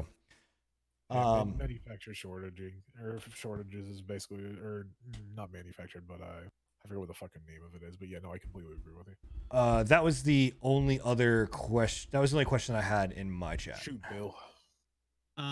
Dark Sage was asking, with Ghost of Tsushima, or however you pronounce it, Tsushima, coming Tsushima. out. He's really excited about the game, and he says he's mostly excited because the Mongols are the main antagonists. However, I know and understand how they were in real life. They're cruel, ruthless, and sadistic people. And as a history person, he wants them to be portrayed as accurately as possible. Do you think the current gaming climate is in a place where they can go full Mongol Absolutely in not. that game? Absolutely not. fucking not. No, there's If- no if, way. If they went full Mongol and they went down that route, do you realize the amount of shitstorm would come from the fucking it's political, but the far left leaning would have an utter breakdown. Yeah, for- snowflakes would Yeah. melt and instant. Everyone's so prissy up today. You couldn't do it. You should. Do you think you could even get close? No. I No. think- Or, I- or are they just going to be Mongol by name? But I- they're I out? think you- I think you could- get close. You can allude to it. I think you could do a lot like what kind of Wolfenstein does, where they kind of it's this Yeah. typical cinematic. It's implied. You see something about to happen, and then it cuts to black, right? Or you hear sound effects, but you don't really see it and kind of know. Like you can have So- that, but So Yeah. for instance, like in Red Dead Redemption 2, right? They had the women's suffrage. You know, the women's suffrage. They were fighting for the right to vote and all that shit, right? They portrayed that to a point where it was exactly how it was, right? And the amount of shitstorm that they got from the as you said, the snowflakes or the right leaning was insane. well, I mean, It was look at what they insane. did. Look what they did with the remaster of Modern Warfare 2 campaign edition and PC. They completely jacked and changed the Russian If- airport sequence completely. If the game Yeah. had been released like 10 to 15 years ago, I think they could have. But in our current political climate and our current Absolutely not. social Yeah. climate, absolutely not. No. Yeah. Yeah. I mean, I'm actually surprised. I mean, they could do it more on TV and stuff like that. It would not, and it's not public access TV, but like, for instance, me and my wife started watching The Hunters. Fuck, Yeah. man, that Yeah, dude. like that's Marco it's Polo. I don't know if you ever watched that too. That was another one from Netflix that kind of went into in deep with the Mongols, and they Right. got a lot of shit for that. yeah, too. it's and they only went 3 seasons, and that was wise because It's like walking started on glass. Right. Really. started to get less and less ratings because they were going deeper into the storyline with the Mongols, and people were like, Okay. "Whoa, yeah. whoa." I mean, they should, Yeah. unfortunately, but they won't. And I think that I feel like they should too. I feel like if you're I'm with going to you. try to go for a historically accurate style game, like what I think this game's going to be, it's going to be a more like samurai, like specifically Mhm. era accurate game. yeah, but that's also to like the issue that we go into is where do we start to cut out kind of like where do we start protecting some people from certain stuff, because again too like the atrocities, like if we look at like that like they were brutal, absolutely just disgusting, terrifying people. That's what made them rule for so long. You also Right. talk about like, you know, taking Wolfenstein and being like, cool, let's make this fucking historically accurate as to what Nazis did to Jews. Like there's stuff in there that you don't want, like you don't need to see, you don't want to see, you don't fucking Yeah. Right. like- At some point, it becomes a snuff film. yeah, but- it's rough, and there's an aspect of watching it and then playing it and being interactive inside that takes it to another level. I think the only thing to push past that would be to do like a VR experience, and Yeah. like that's like That's why uh, that whole scene from the Modern Warfare 2, the whole airport scene where you were pretty much a terrorist, like really turned a lot of heads and it really would be terrible today. Like if Well, it wasn't like also- 10 years that- ago. it was really controversial. Or Spec like Ops 10 The years Line ago. for that matter. Yeah, Yeah. it Right. was, but like if you had something today, that would just not even stand. I That would don't be- know. I think in today's climate with that kind of shit, you wouldn't really hear anybody bat an eyelash. Honestly, It's the way- Hunter's sorry, my chat is asking for anybody that wants to is interested in Hunters. It is in It's a good show. it's Amazon Amazon Prime, Prime. Amazon Prime. It's a phenomenal show. I think it's great. it's brutal as shit, but it's yeah. Don't Yeah, watch yeah. that thinking you're gonna Amazon Prime and chill, because you ain't gonna Amazon Prime and chill on that one. Or Like, no. No, But not But at yeah, all. the short answer is no. I don't think that they could. The long answer is exactly what we just said. It's My it's, chat's in saying to- the exact same thing. Yeah, in today's climate, a social climate and political climate, you would never be able to get away with that. Especially considered the fact that most gaming franchises and most people that make games lean towards that kind of ideology where they don't want to kind of go that deep. You know, like the liberal arts degrees and such like that, and creativeness and such. They do lean more towards that. You're going to see a lot more. And please don't get me wrong. I'm not saying that everybody's like that, but a good number of people are in the well, development the and vocal creative group, community. unfortunately, Yeah. are. What I will say too is we just and it's actually if you are looking for something of that nature, like it's not from a historical standpoint, but it is something that allows you to play games that do hit home in a way that are very realistic in what they deal with. Play Hellblade. It deals with like that game without any kind of spoilers is actually a deep dive into the psyche of someone that has like mental illness and Schizophrenia, yeah. like schizophrenia Yeah, I and remember that. psychosomatic experiences. Very visceral. Play I that, and stamped that it's one too. it's very very good to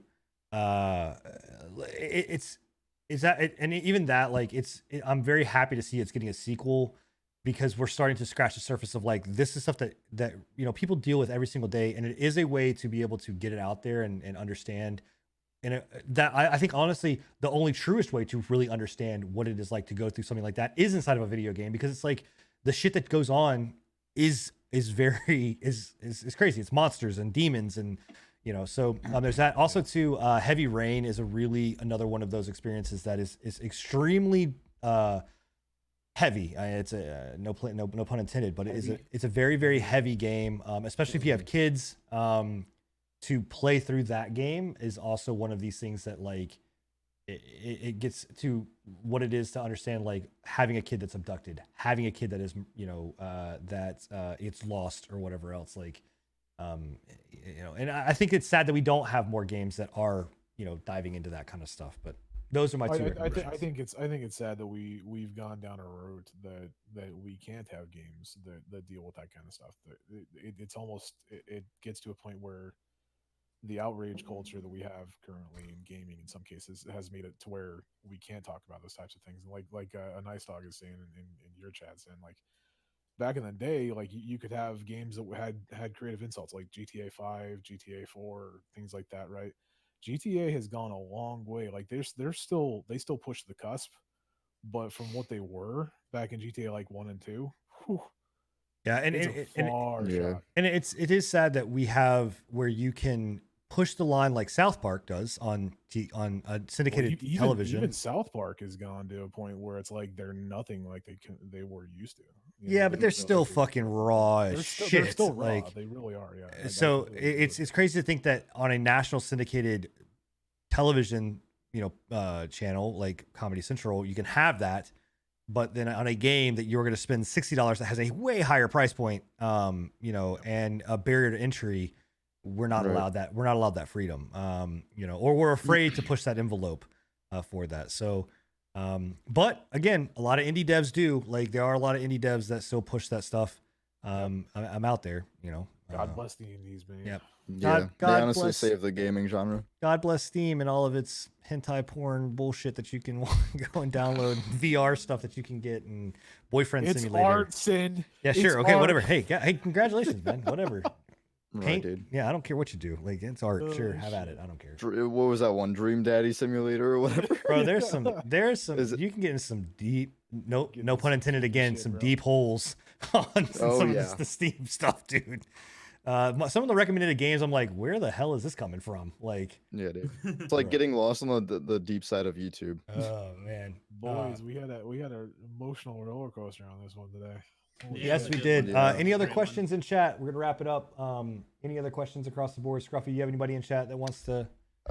I just had a dumb question from Caesar. What would that be? He says, "Do you guys put the milk before the cereal?" Absolutely not. You're a fucking heathen. That's a sign I of a do put the psychopath water right before there. the G Fuel though, so Fucking Yeah, I heathen. can do either one of those. I don't really care. But yeah, Yeah. putting Milk before fucking cereal is milk before cereal is the most. I don't know. psychopathic. Yeah, that's like putting the spoon in the bowl before you put the cereal and the milk in. Like I don't get that either. I hate that. I don't know. I definitely do that. But No, I put the spoon in the bowl before. Yeah. I just want to say really quickly, thanks to everybody from all the channels that have been tuning in. And, Absolutely. and interacting with Seriously. us. You guys have been VIPs tonight. I know that sometimes our takes can be controversial, and you guys might not necessarily agree with them, or you might necessarily agree with them on the same end. You might have disagreements in chat, but I do like the fact that we're able to have these kinds of discourses and these kinds of discussions, and people don't. People don't have Look, to let's be handle, honest, you man. know? Everybody hate. Look, you all hate me. I got it. I understand. I know my role, and I We play all my love role. You, Sin. I play my role to a T. Yeah, no, completely. I second, and I'm sure it will be thirded and fourth. But that's the reason that you come here. That's the reason that you listen to this show versus any other show that's out there. We're down, down to earth, grungy, dirty. Get in there, grime it. We don't shy away from things. We usually all have all sides of the opinions for Right. anything. In And- the words of like- the Avengers, you guys might have other podcasts, but we have a sin. Yeah, I'm here. We do. Sin smash, baby, sin And, smash. So You guys definitely make sure to go check out our YouTube. If you could drop links in all the chats and everything for that. We need. We're striving to get those 100 subscribers on there so we can get our custom URL. So if you could, please do subscribe. We're also looking. I am looking at making other content. Right now, mostly it's just the podcasts that are loaded up there. Mhm. I would like to start getting some other content up there. So if you guys have any kind of input as to what other kind of content you might necessarily want to watch on there, if you have something that maybe some suggestions, we're open to it. I'm open Yep. to it. I'm sure everybody else is. And we Absolutely. I don't. I hate We'd love to YouTube. hear Fuck from you. YouTube. I don't do YouTube. No, I'm Yeah, just kidding. I'm just kidding. Sin again. Oh, big surprise! He's got a hot take on fucking YouTube. Yeah, No, I don't care. I just don't do YouTube. It's But- fine. It's all right. got a hot take on everything. But yeah, if you guys have any suggestions or you want to see something from us other than just the podcast, hit us up. Yep. We're in everybody's channel. You guys can hit me up. I'm pretty much in everybody's channel most of the time, or you can talk to these guys as well. And we're more than happy to listen. So For sure. Absolutely. All right, guys, for the show, that is it. We are wrapping up episode number 8. It was a phenomenal show. Thank you guys for everybody in chat. Thank you guys that hung out here. Thank you guys that put their opinions, whether you are right, wrong, and different. We appreciate every single thing that you guys do and all of the viewership that you give us and love and support. For my channel, you can catch me over at S1N3N on Twitch as well as in Twitter. Obviously, we've got Scruffy over to my right, depending on where you're looking at. I don't know, depending on whose thing you're on, but you can catch Scruffy over at Agent Scruffy on all his channels. And obviously, you've got Billy the Squid down there, Billy_the_squid, which can be on all of his socials as well. So go check us out, guys. Have fun. Thank you guys for being here, and we will catch you in 2 weeks for the episode number 9 of the Pre-Patch Podcast. See you guys. Yup. Peace. later.